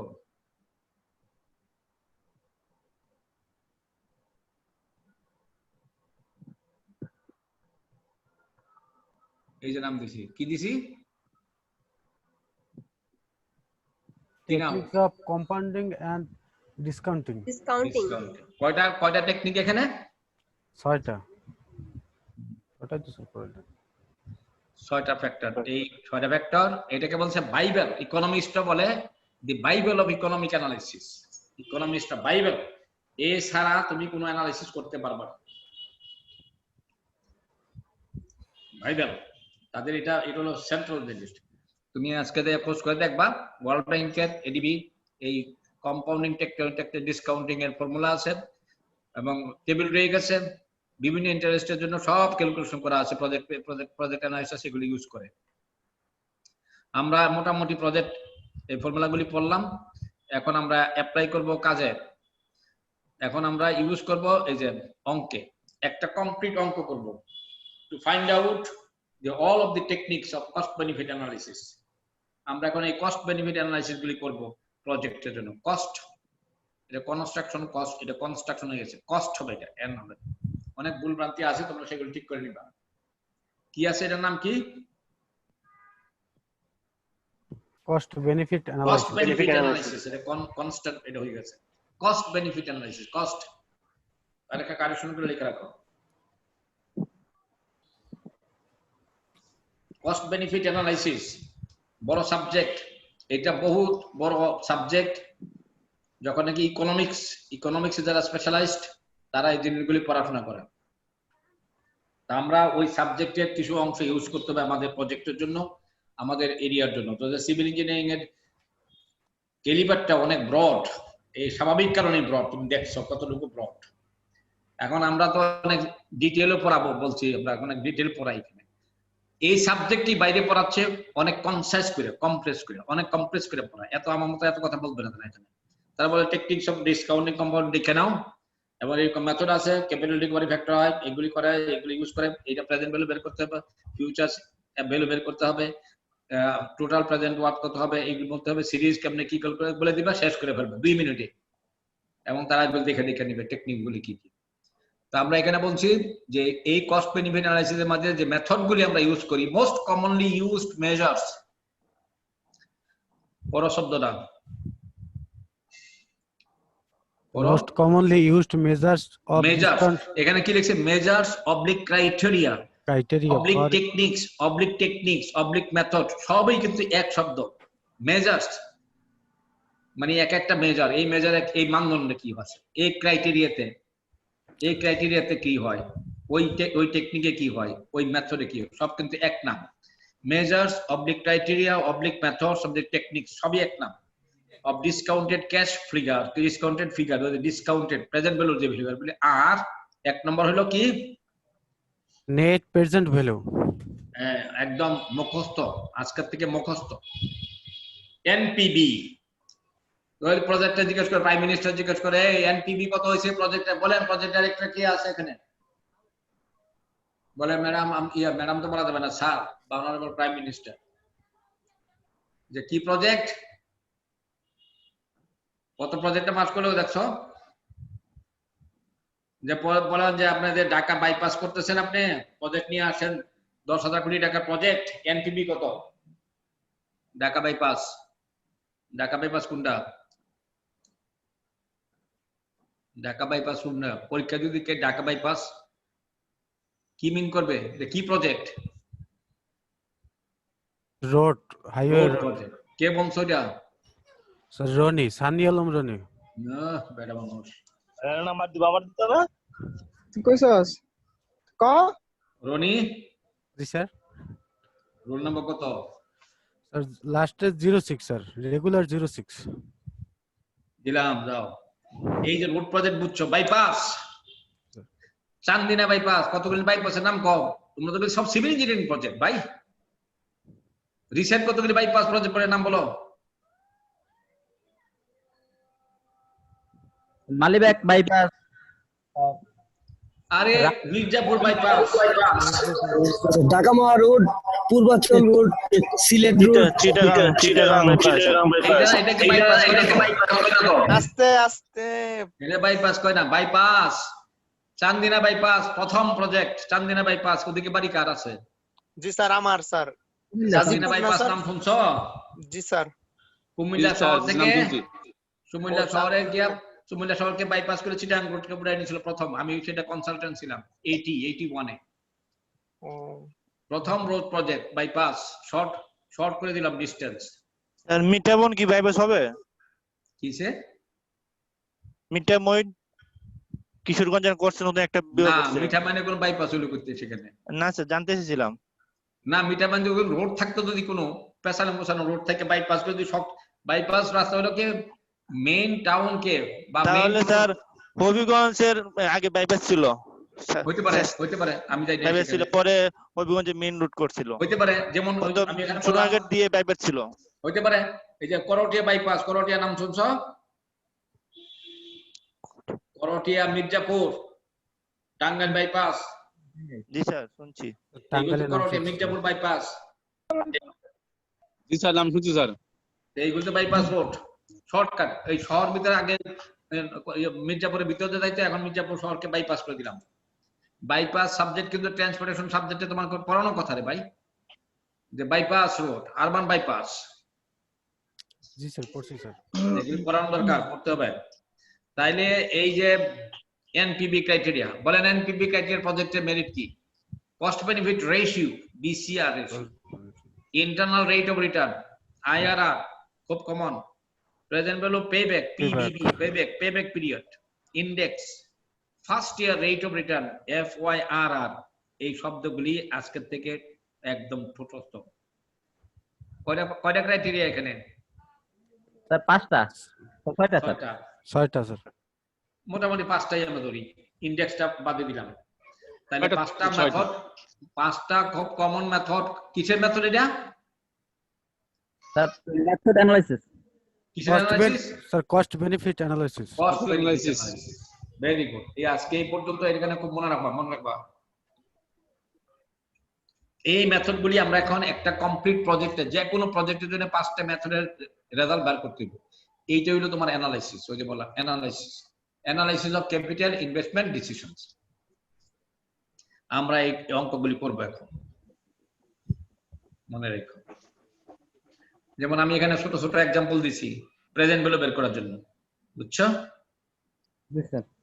যে তুমি এটা প্রজেক্টে ইনভেস্টমেন্ট ব্যাংকের থেকে লোন আনতে চাও, এবং লোনের রিপেমেন্ট এরকম ভাবে অপশন দিছি ব্যাংকগুলোরা, যে আপনি এইভাবে দিতে পারেন অথবা এইভাবে দিতে পারেন, কোন মেথড আপনি যাবেন। তাহলে এটা কিভাবে করবা? সংক্ষিপ্ত সময়, আমি যেন তোমাদেরকে এক্সারসাইজ দিতে পারলাম না, এখন দেখে নিবা। অর্থাৎ আমার উদ্দেশ্য হলো এখান থেকে অপশনেরও সমস্ত কিছুকে প্রেজেন্ট ভ্যালু বের করবা। প্রেজেন্ট ভ্যালু সবগুলি প্রেজেন্ট ভ্যালু কত, এটারও সবগুলি প্রেজেন্ট ভ্যালু কত। অর্থাৎ টোটাল প্রেজেন্ট ভ্যালু আজকে ভ্যালুতে কত হবে, যেটা সবচেয়ে কম হবে সেই অপশনে তুমি যাবা না? তুমি টাকা দিবা ব্যাংক পোলারে ফেরত, তাহলে তোমাকে বলছে এই অপশনে দিতে পারেন আপনি 5 বছরের মধ্যে, এই অপশন দিতে পারেন আপনি 5 বছর। কোন অপশনে দেবেন তুমি কেমনে সিদ্ধান্ত দিবা? যেটা সবগুলো অ্যানালাইসিস করে, যেটা সবচেয়ে কম। কি কম? প্রেজেন্ট ভ্যালু কম। প্রেজেন্ট ভ্যালু কম। এইগুলি যোগ দিলে হবে না, এইটার ভ্যালু বার করতে হবে। এই যে 60,000 টাকার আজকে ভ্যালু কত, প্রেজেন্ট ভ্যালু বার করো। 40,000 আজকে ভ্যালু কত বের করো। 30,000 আজকে ভ্যালু কত বের করো, ডিসকাউন্টিং করে করে। এটা ভ্যালু আজকে কত, ডিসকাউন্টিং বের করে। এটা ভ্যালু আজকে কত বের করা। তাহলে টোটাল প্রেজেন্ট ভ্যালু এখানে প্রেজেন্ট ভ্যালু বড় করে লিখে রাখো, প্রেজেন্ট ভ্যালু। এটা which payment option should you company choose if the money value has 10% interest rate? is I value দেওয়া আছে 10%। পারবা?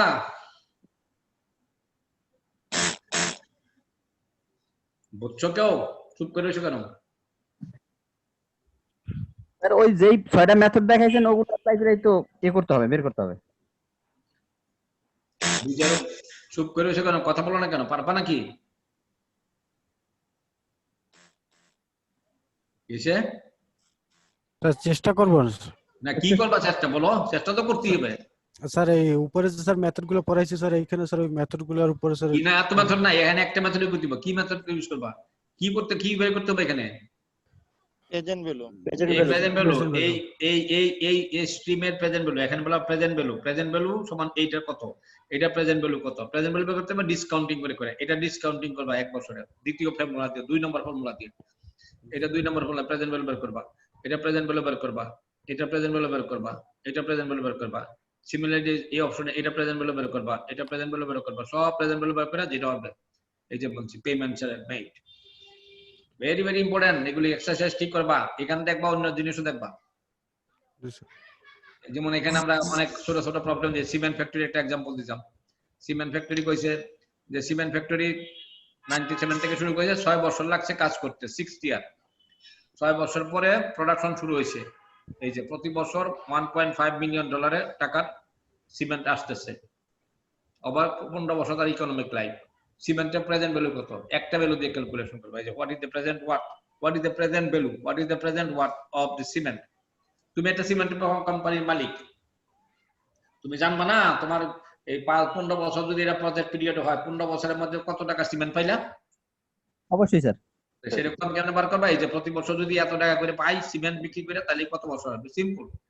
এই যে আমি দেখাই দিয়েছি এখানে সুন্দর করে, এই যে ক্যালকুলেশন করে 15 বছর ইকোনমিক লাইফ এখানে ধরা হয়েছে, 6 বছর লাগছে কনস্ট্রাকশন করতে, 60 ইয়ার থেকে তোমার প্রতি বছর করে টাকা আসতেছে। কত লাগতেছে? 1.5। এই যে এ আসতেছে 1.5 মিলিয়ন, রাফলি 1.5 লক্ষ, 1.5 লক্ষ না 1.5 মিলিয়ন, অর্থাৎ 14 লক্ষ 15 লক্ষ টাকা আসতেছে। এই যে ডিসকাউন্টিং করে করে তুমি বার করবা, অথবা এটাকে একটা ফ্যাক্টর দিয়ে করতে পারো। একটা ফ্যাক্টর সিরিজ প্রেজেন্ট ওয়ার্ক। এই সিরিজ প্রেজেন্ট হলো সিরিজ প্রেজেন্ট ওয়ার্ক 15 বছরের একটা কত মাইনাস 6 বছর পরে যেহেতু শুরু হয়েছে, তাহলে সিরিজ প্রেজেন্ট ওয়ার্ক 6 বিয়োগ দিয়া মাল্টিপ্লাইড বাই এ। তুমি সব কিছু এই যে এখানে এটা কত হলো তুমি সিমেন্টের ভ্যালু বার করবা। এই যে এটা দেখা দিয়েছে, সুন্দর করে দেখা দিয়েছে যে এই পর্যন্ত এইখান থেকে টাকাটা আসতেছে আমার প্রতি বছর এই অ্যামাউন্ট আসতেছে, আর এই পর্যন্ত খালি টাকা খরচ করছি আমি। তার মানে এটা বাদ দিয়া যাইতে হবে, এখান থেকে বাদ দিয়া। এটা হলো সিরিজ প্রেজেন্ট ওয়ার্থ হলো এই যে 6 নম্বর ফ্যাক্টর, 6 নম্বর ফ্যাক্টর সিরিজ প্রেজেন্ট ওয়ার্থ 3.6 হবে, আর 6 নম্বর ফ্যাক্টর এই যে সিরিজ প্রেজেন্ট ওয়ার্থ 6 হবে। এটা হলো সিরিজ ওয়ার্থ 6 আর এটা হলো সিরিজ প্রেজেন্ট ওয়ার্থ 15 হলো এটা। এই দুইটা বিয়োগ দিয়া তোমার মাল্টিপ্লাই করতে হবে। যে series present worth 15 minus this, এটা factor multiplied by annual amount, এই যে অ্যানুয়াল অ্যামাউন্ট। তোমার total production cement factor by the present watt of total present value of cement, এই যে total present watt of benefit বা value of cement, একটা কিছু এইভাবে বের করবা। সিম্পল এই ফর্মুলাগুলো ইউজ করবা, চিন্তা করতে হবে কিন্তু পরীক্ষার সময়। আমরা এখন একটা মেথড পুরো একটা এক্সারসাইজ করব, সবগুলি কমপ্লিট এক্সারসাইজ করব। 5টা ফর্মুলা দিয়ে বার করব। এই যে payback period, benefit cost ratio, net present value, first year internal rate of return, অথবা ডিসকাউন্টেড ক্যাশ ফ্লো, এটা অনেক নাম আছে, first year rate of return বের করব। আমরা এই এক্সারসাইজটা করব, একটা অঙ্ক দিলাম এখানে, এবং দুই ভাবে কইছে দুইটা অপশন দিয়েছে। একটা হলো আই ভ্যালু যদি 10% হয়, আর একটা হলো আই ভ্যালু যদি 20% হয়। তারপরে একটা টেস্ট করবা, নাম কইছে সেনসিটিভিটি অ্যানালাইসিস, অর্থাৎ 10% এর কি রেজাল্ট হয়, 20% এর কি রেজাল্ট হয় দেখার জন্য sensitivity test.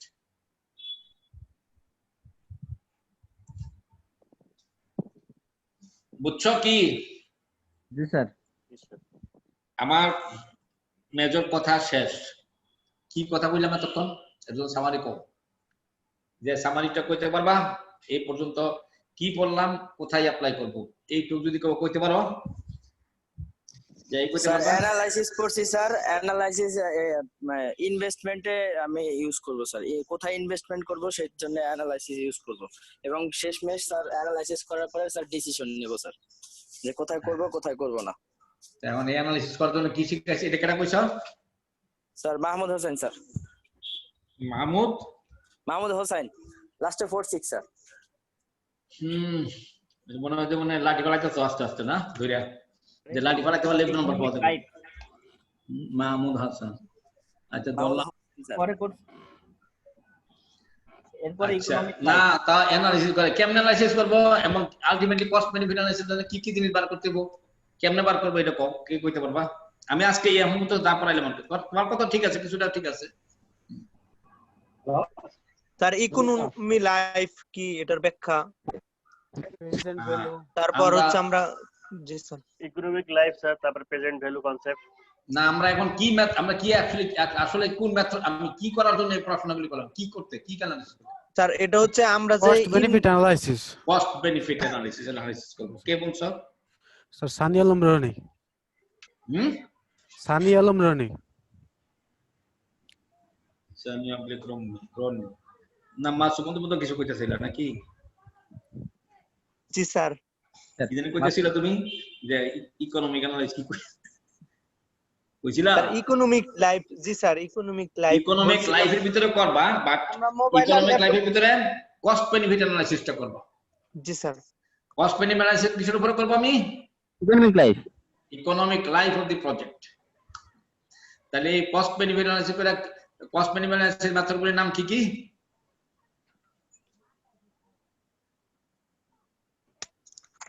Present value concept, thinking fund sir, linkage factor, তারপর ডিসকাউন্ট, ক্যাপিটাল রিকভারি ফ্যাক্টর। না না না, এই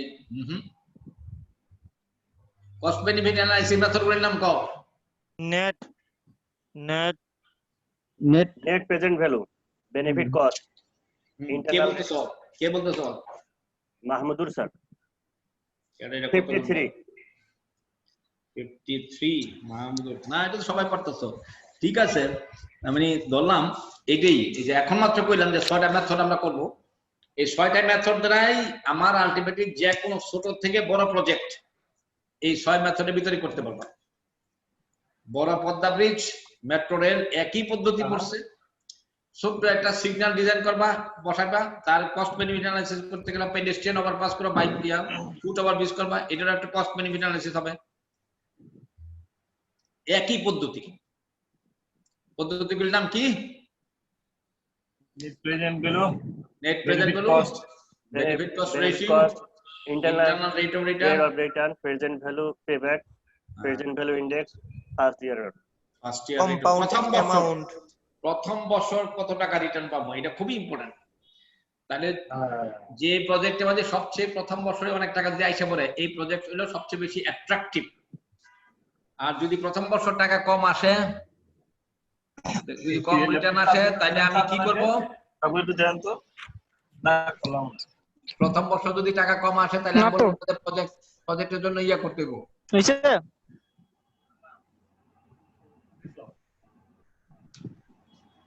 হ্যাঁ নে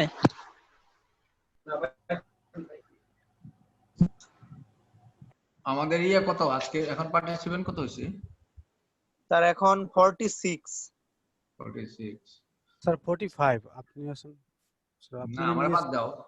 45 কিন্তু আজকে ছাত্র কম কেন? আমি তো সেটা বলতেছি, এই তো মারা দেবো সব। কারা কারা অ্যাবসেন্ট আছে তাতে রিং দাও, নাইলে উপায় নাই। স্যার আমি এই যে আজকেও স্যার মেসেঞ্জারে সবাইরে নক দিছি, সবাইরে ইন্ডিকেট করে বলছি স্যার। যারা গত কয়েকদিন ধরে অ্যাবসেন্ট ছিল তারা দুই একজন কেউ ওখানে আসে আজকে, যারা প্রথম টার্ম? স্যার জামিল ভাই আছে শুধু, আর তো কেউ এই নাই। জামিল, কি তুমি রেজিস্ট্রেশন করছো? আছে? জি স্যার, উনি তো প্রেজেন্ট আছে দেখাইতেছে। কি প্রেজেন্ট আছে? কথা কয় না কেন? জামিল ভাই রেজিস্ট্রেশন করছে? Hello sir. স্যার বুলবুল বলতেছিলাম স্যার। ফোনে বুলবুল স্যার। হ্যাঁ বলো স্যার। ফোনে চার্জ নাই, যে কোনো মুহূর্তে স্যার বন্ধ হয়ে যেতে পারে। আচ্ছা, অসুবিধা নাই, তুমি শুনতে থাকো। জি স্যার, যে পর্যন্ত চার্জ আছে স্যার তাকে পরে হয়তো স্যার ফোন অফ হয়ে গেলে আর সম্ভব। জামিল কই? জামিল সে কি রেজিস্ট্রেশন করছে কিনা মাসুদ জিজ্ঞেস করবা। জি স্যার, আমার রেজিস্ট্রেশন করা আছে। মনে হয় না জামিল। ঠিক আছে, দেখে নিও। আর যারা নাকি ক্লাস করে না জীবনে আগে ইয়ারগুলি, কে কে জানি ছিল ক্লাস করে না? কে কে? ওই স্যার ক্লাস করে না হচ্ছে স্যার শিমুল কর্মকার, শাহরিয়ার মানে শাহরিয়ার পায়েল। উনি স্যার গত ক্লাসে ছিল, আজকে আসে নাই? না স্যার আজকে আসে নাই। কর্মকারও আসে নাই? কর্মকার না স্যার কর্মকারও আসে নাই, উনি নাকি অসুস্থ স্যার, ওই যে ঠান্ডা জ্বর। যাই হোক, যাই কিছু হোক, কিছু করার নাই, পরে পরীক্ষা দিবে না। ঠিক আছে, আমরা ডিসকাউন্ট ফ্যাক্টর এখানে শুরু করি। কাজটা শেষ করে বেশিক্ষণ, আধা ঘন্টা নিব। এই যে একটা প্রজেক্ট, সবাই দেখো, এটা একটা মেথড প্রজেক্ট না? জি স্যার। এটা কয় বছর? ইকোনমিক লাইফ কত বছর বলো? 7 বছর স্যার। 7 বছর। 7 বছর বুঝলাম।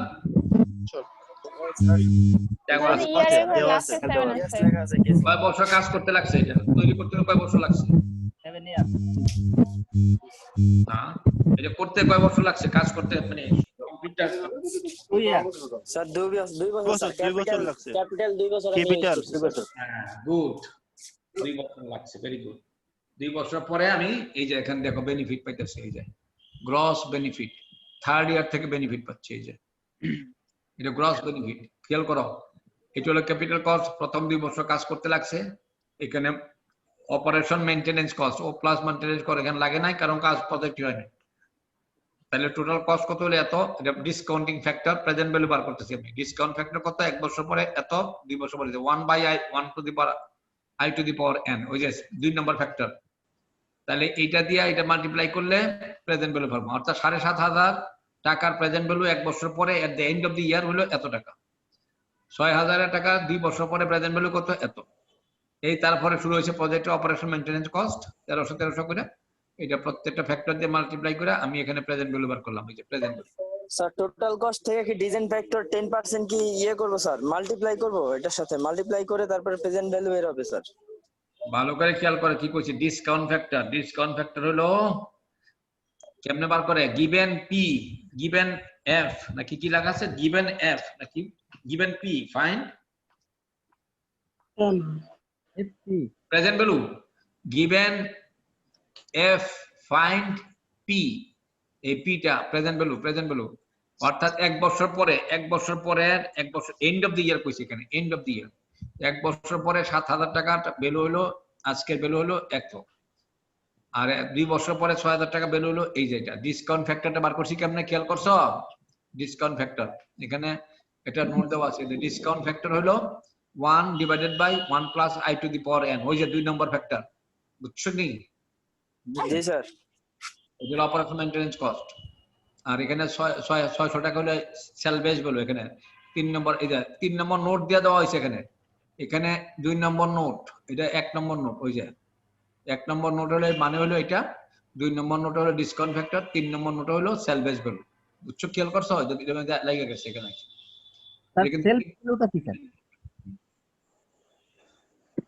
স্যার সেলফ ভ্যালুটা কি তার মানে সবগুলি আমি প্রেজেন্ট ভ্যালু বের করব কস্টের এখানে প্রেজেন্ট ভ্যালু বাড়ছে বেনিফিটের প্রেজেন্ট ভ্যালু বের করব এই যে সিমিলারলি সেম হইতে এখানে বেনিফিট নাই এখানে নেট বেনিফিট হলো নেগেটিভ অর্থাৎ যা আছে কস্ট সেটা নেগেটিভ এইজন্য ব্র্যাকেট দিয়ে দেওয়া আছে এটা হলো নেগেটিভ আমি খালি খরচ করছি এটা দ্বিতীয় বছর খরচ করছি এটা ব্র্যাকেট দিয়ে লিখছি এটা নেগেটিভ বেনিফিট ব্র্যাকেট মানে নেগেটিভ বেনিফিট আমার কোনো রিটার্ন আসে নাই আর তৃতীয় বছর থেকে রিটার্ন আসতেছে এই যে 6,000 টাকা ভ্যালু 3 বছর পরে এত টাকা ভ্যালু হয়েছে মাল্টিপ্লাই করলে এটা তার মানে নেট বেনিফিট কত এটা থেকে এটা বিয়োগ যাবে ওই যে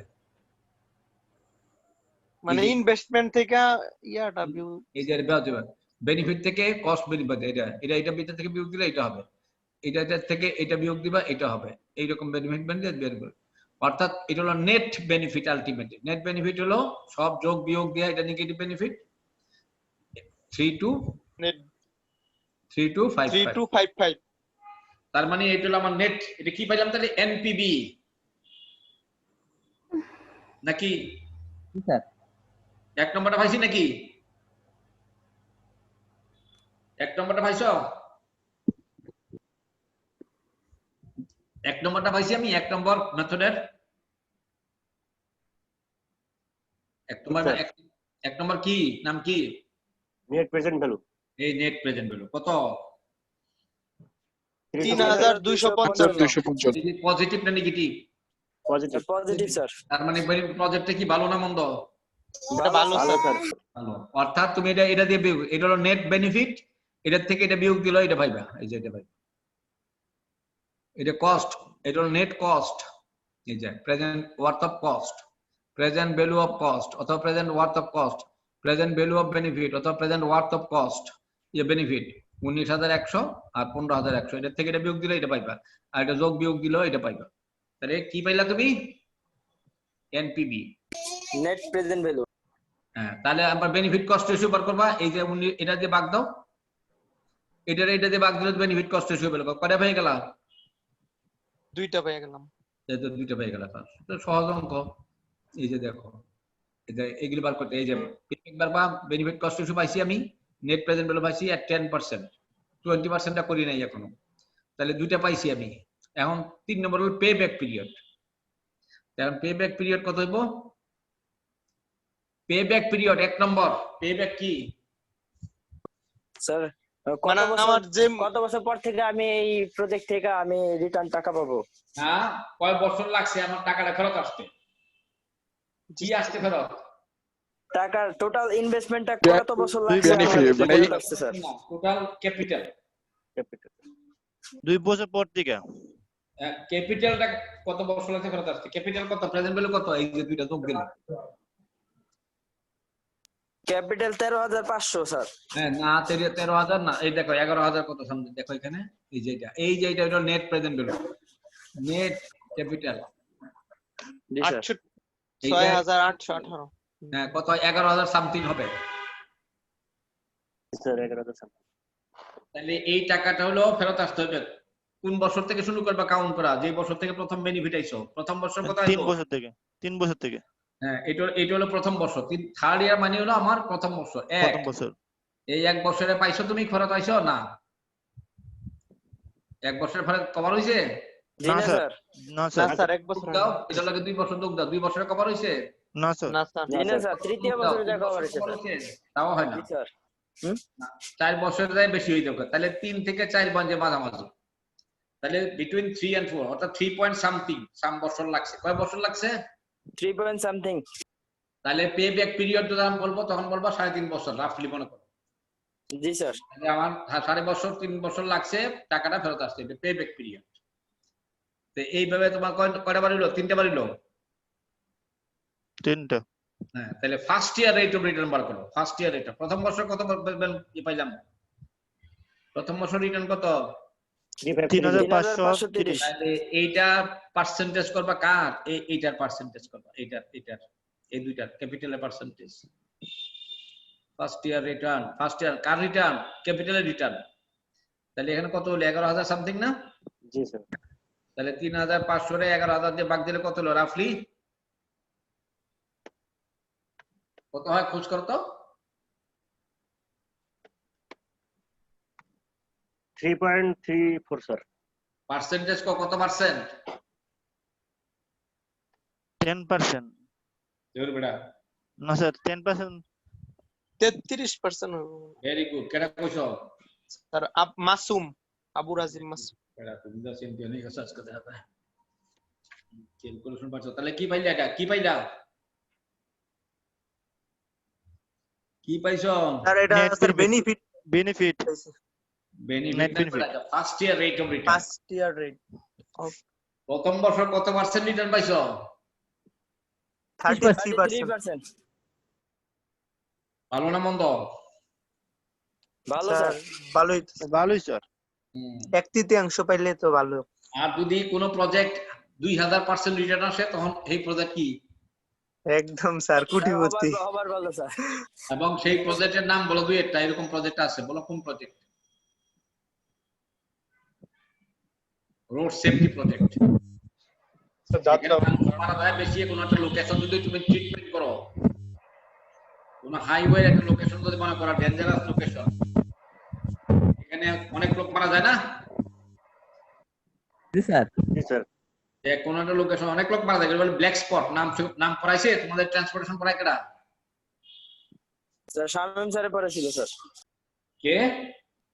শামিম স্যার। শামিম স্যার। হ্যাঁ, ওই transportation project, road safety project, যদি এখানে একটু কারেকশন দেওয়া হয়, আগে বর্তমানে 10টা মানুষ এক বছরে মারা যেত অ্যাক্সিডেন্ট হইয়া, সামান্য একটু ইমপ্রুভমেন্ট করে দিয়েছে, একটা লোক মারা জানে, কত পার্সেন্ট রিটার্ন হয়? স্যার তাহলে 100%। 100% স্যার।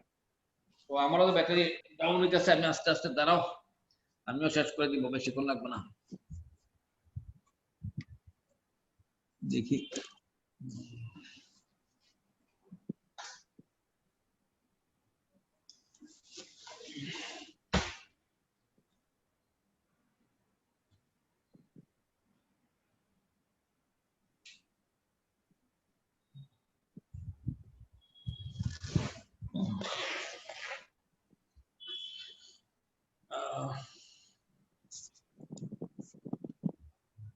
তাহলে কয়টা পাইলাম, বার করলাম কয়টা? স্যার 7টা। 4টে বের করছো, রয়েছে কি? স্যার প্রথম করছি বাকি রইল কোনটা? Internal internal rate of return, internal rate of, এইটা ভেরি ইম্পর্টেন্ট।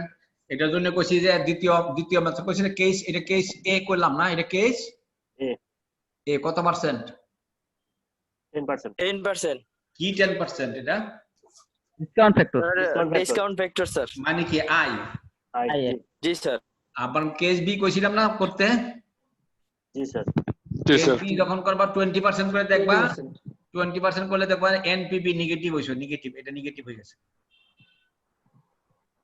অর্থাৎ বেনিফিট কম কস্টের থেকে, নেগেটিভ।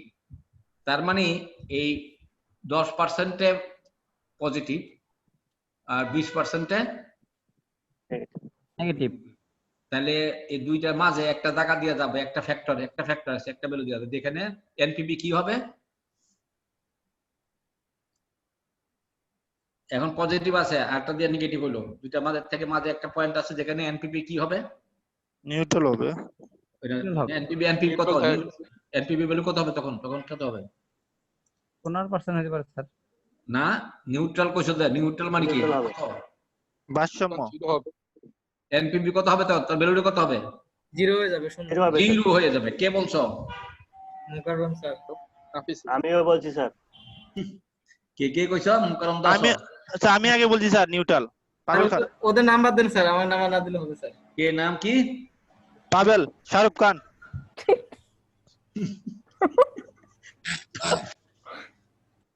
পাবেল কই দেখি?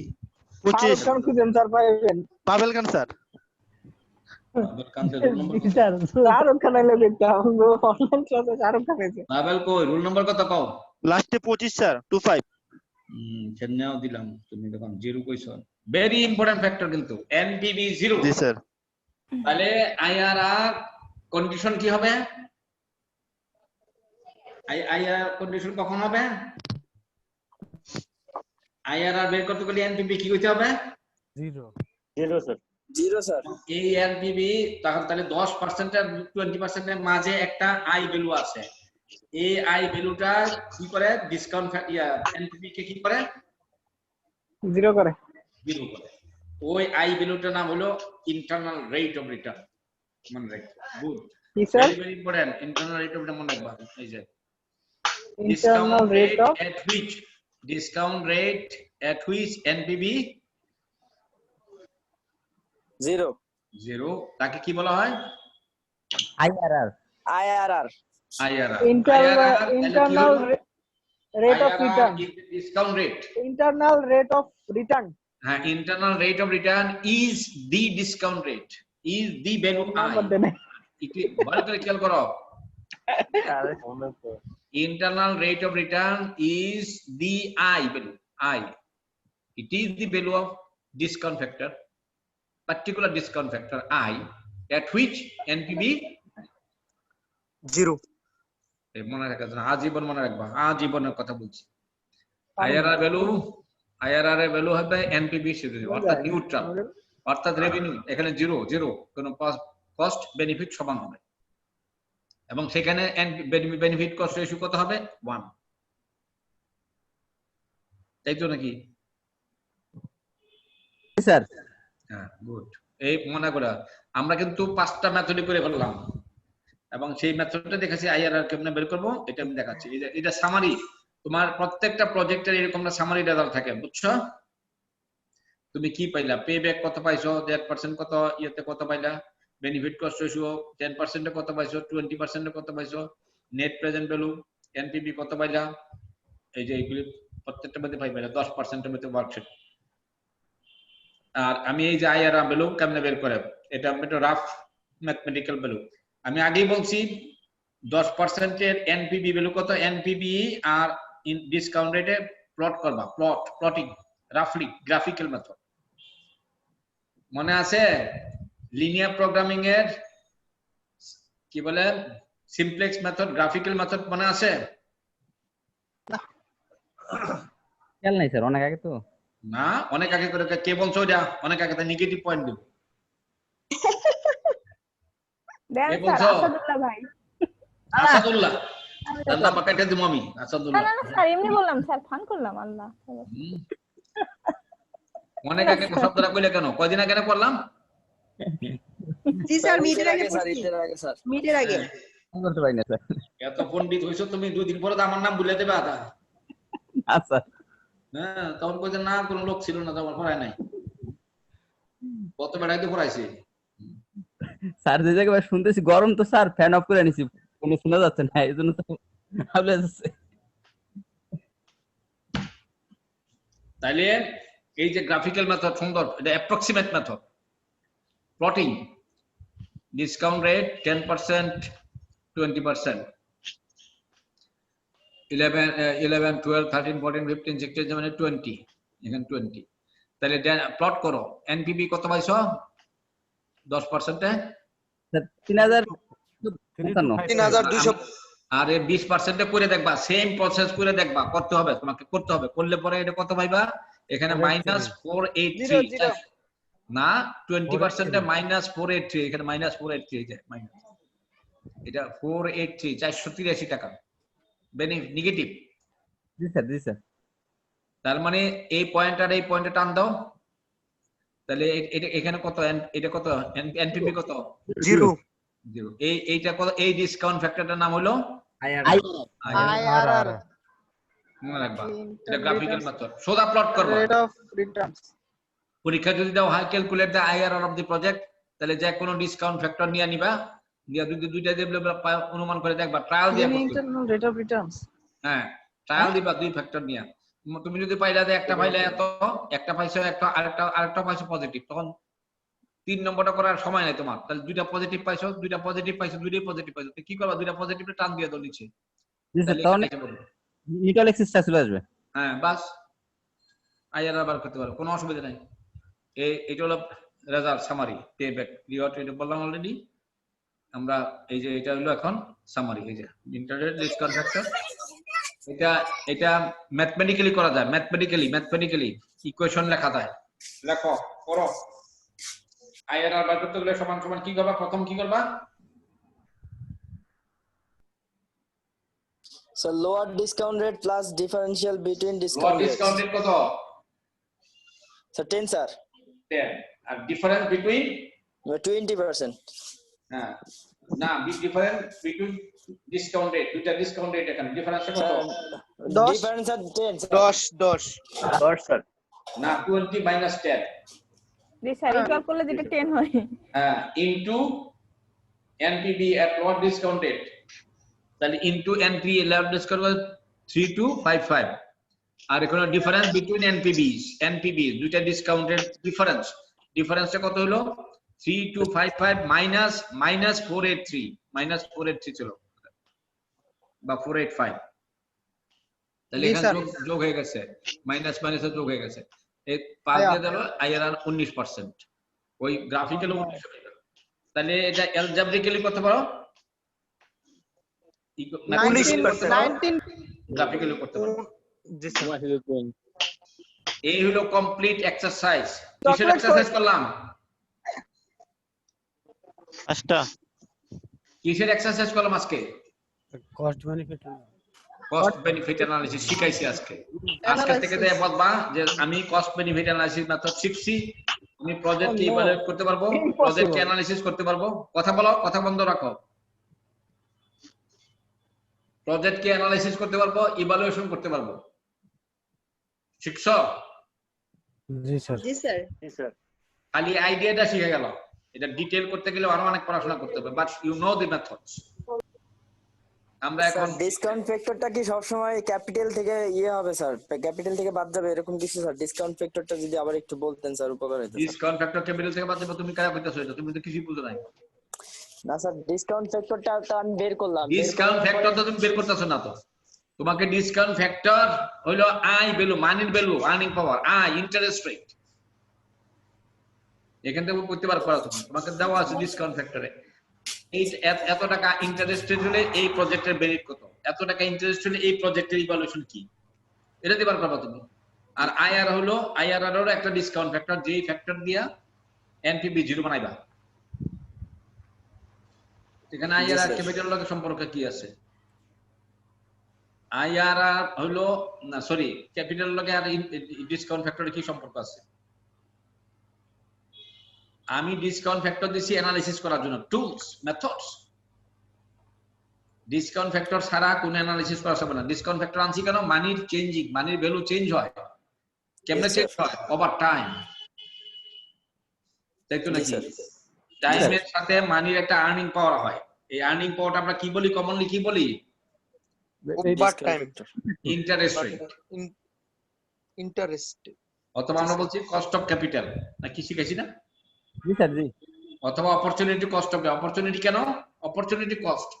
আমি এই প্রজেক্টে টাকা খরচ করলাম অন্য জায়গায় খরচ না কইরা, তাহলে অন্য জায়গা থেকে আমি ব্যাংকে রাখতে পারতাম, ব্যাংকের টাকা থেকে আমি অপরচুনিটিটা বাদ দিলাম, সেই অপরচুনিটি খরচ বাদ দিয়ে আমি প্রজেক্টটা খরচ করি, এই জন্য অপরচুনিটি কস্ট বলা হয়। জি স্যার, বুঝতে পারছি। মানে বুঝতে পারো না? পড়তে বইগুলি এত সহজ দিন না, বুঝতে গেলে তাহলে এই প্রশ্ন আসে না। ডিসকাউন্ট ফ্যাক্টর দিয়ে ক্যাপিটালতে কি বার করতে হবে, এটা কথা হয় না কি? দেখুন প্রশ্ন হলো। আর একটু পরে পরীক্ষা শুরু হবে স্যার, একটা ক্লাস টেস্ট। হ্যাঁ ঠিক আছে, আমি ছেড়ে দিচ্ছি। আমি জানি 5:30 তো তোমাদের কয়টা পরীক্ষা? এই তো 6টা থেকে 6টায় পরীক্ষা। হ্যাঁ আমি ছেড়ে দিচ্ছি, ওই আগামী ক্লাসে তো দুইটা শেষ করতে পারবো। তার মানে summary, in general 5 decision criteria are easy rules. কি কি আমরা পড়ছি? কি কি পড়ছি? Net present value, net present value, benefit cost ratio, internal rate of return, এবং তাদের ডিসকাশন গুলি আছে। কোন মেথড সবচেয়ে ভালো, এটা ডিসকাশন, এগুলো পড়ে আসবো, আমি আগামী ক্লাসে জিজ্ঞেস করবো। এনপিভি মেথড ইজ মোটামুটি সবচেয়ে বেস্ট বলছে, সহজ কেন? এই উত্তরগুলি দেওয়া আছে, এখানে পড়বা। আমি এই কথাটা বলছি। ইন্টারনাল রেট অফ রিটার্ন কাকে মানে কি? এটা বলছে যে এভারেজ আর্নিং পাওয়ার, প্রজেক্টের আর্নিং পাওয়ার বলা হয়। এটা ইল্ড অফ দি প্রজেক্ট, এটাকে বলা হয় ইল্ড। এই যে it is the yield. Yield মানে এই প্রজেক্ট থেকে কত পার্সেন্ট রিটার্ন আসতেছে। ইল্ড মাটির থেকে, যেমন জমির থেকে যেমন ধান তৈরি হয়, ইল্ড মানে কি? কত টন পার হেক্টর হয়, কত টন পার বিঘা হয়, ইল্ড। তো কত পার্সেন্ট রিটার্ন আসে ফ্রম দি প্রজেক্ট, এই ইল্ড, এটাকে ইল্ড বলা হয়। Average earning power of money হয়। কাকে বলা হয় এগুলিকে? ইন্টারনাল রেট অফ রিটার্ন কে বলা হয়। এবং এটা পলিসি মেকাররা বেশি পছন্দ করে। ওই যে পলিসি মেকাররা বেশি পছন্দ করে, এই যে IRR can be by decision makers. আর আমরা ইঞ্জিনিয়াররা বেশি মনে করব এনপিভি। কেন? এই আলোচনাগুলি কালকে পরে আসবা, আমরা পরে রিপ্লেসমেন্ট স্টাডি করব, এই যে ইকুইপমেন্ট রিপ্লেসমেন্ট স্টাডি করব। আমরা এখান থেকে শুরু করব। আমি কালকে ওখান থেকে প্রশ্ন করব, কিন্তু মনে রাখো উত্তর দেওয়ার জন্য তৈরি থাকবা, এই আজকে যে পড়াশোনাগুলি করছি। আর আগামী শুক্রবারে ক্লাস টেস্ট হবে, এই শুক্রবারের পরে শুক্রবারে, আগামী বুধবারে একটা এক্সট্রা ক্লাস নিয়ে শুক্রবার তোমাদের পুরো ক্লাস শেষ করে ফেলবো, যাতে পরে কোনো ক্লাস না থাকে। শুক্রবারের পরে কোনো ক্লাস থাকবে না, ঠিক আছে? মাসুম, জি স্যার, জি স্যার। ক্লাস শেষ করব, তুমি পার্সেন্টেজ দিয়ে দাও। কত তোমার আছে এখন? স্যার এখন স্যার 47 আছে স্যার। পার্সেন্টেজ দিয়ে দাও। আর এই যে বললাম এগুলো তো বলবা, আগামী ক্লাসে কথাবার্তা শিখাবো, বলবো আজকে যেরকম কোশ্চেন করছি এরকম জিজ্ঞেস করব। আর আগামী ক্লাসে আরেকটা রিপ্লেসমেন্ট স্টাডি করব, পরে শুক্রবারে মোটামুটি ফাইনাল। তার মানে আর 2টা ক্লাস আমার থাকবে। জি স্যার। আর শুক্রবার পরীক্ষা দিবা। আচ্ছা স্যার। হিউম্যান ফ্যাক্টরের উপরে। Thank you. জি স্যার। আসসালামু আলাইকুম স্যার। বন্ধ করে দাও। আসসালামু আলাইকুম স্যার। ওয়ালাইকুম আসসালাম। Thank you.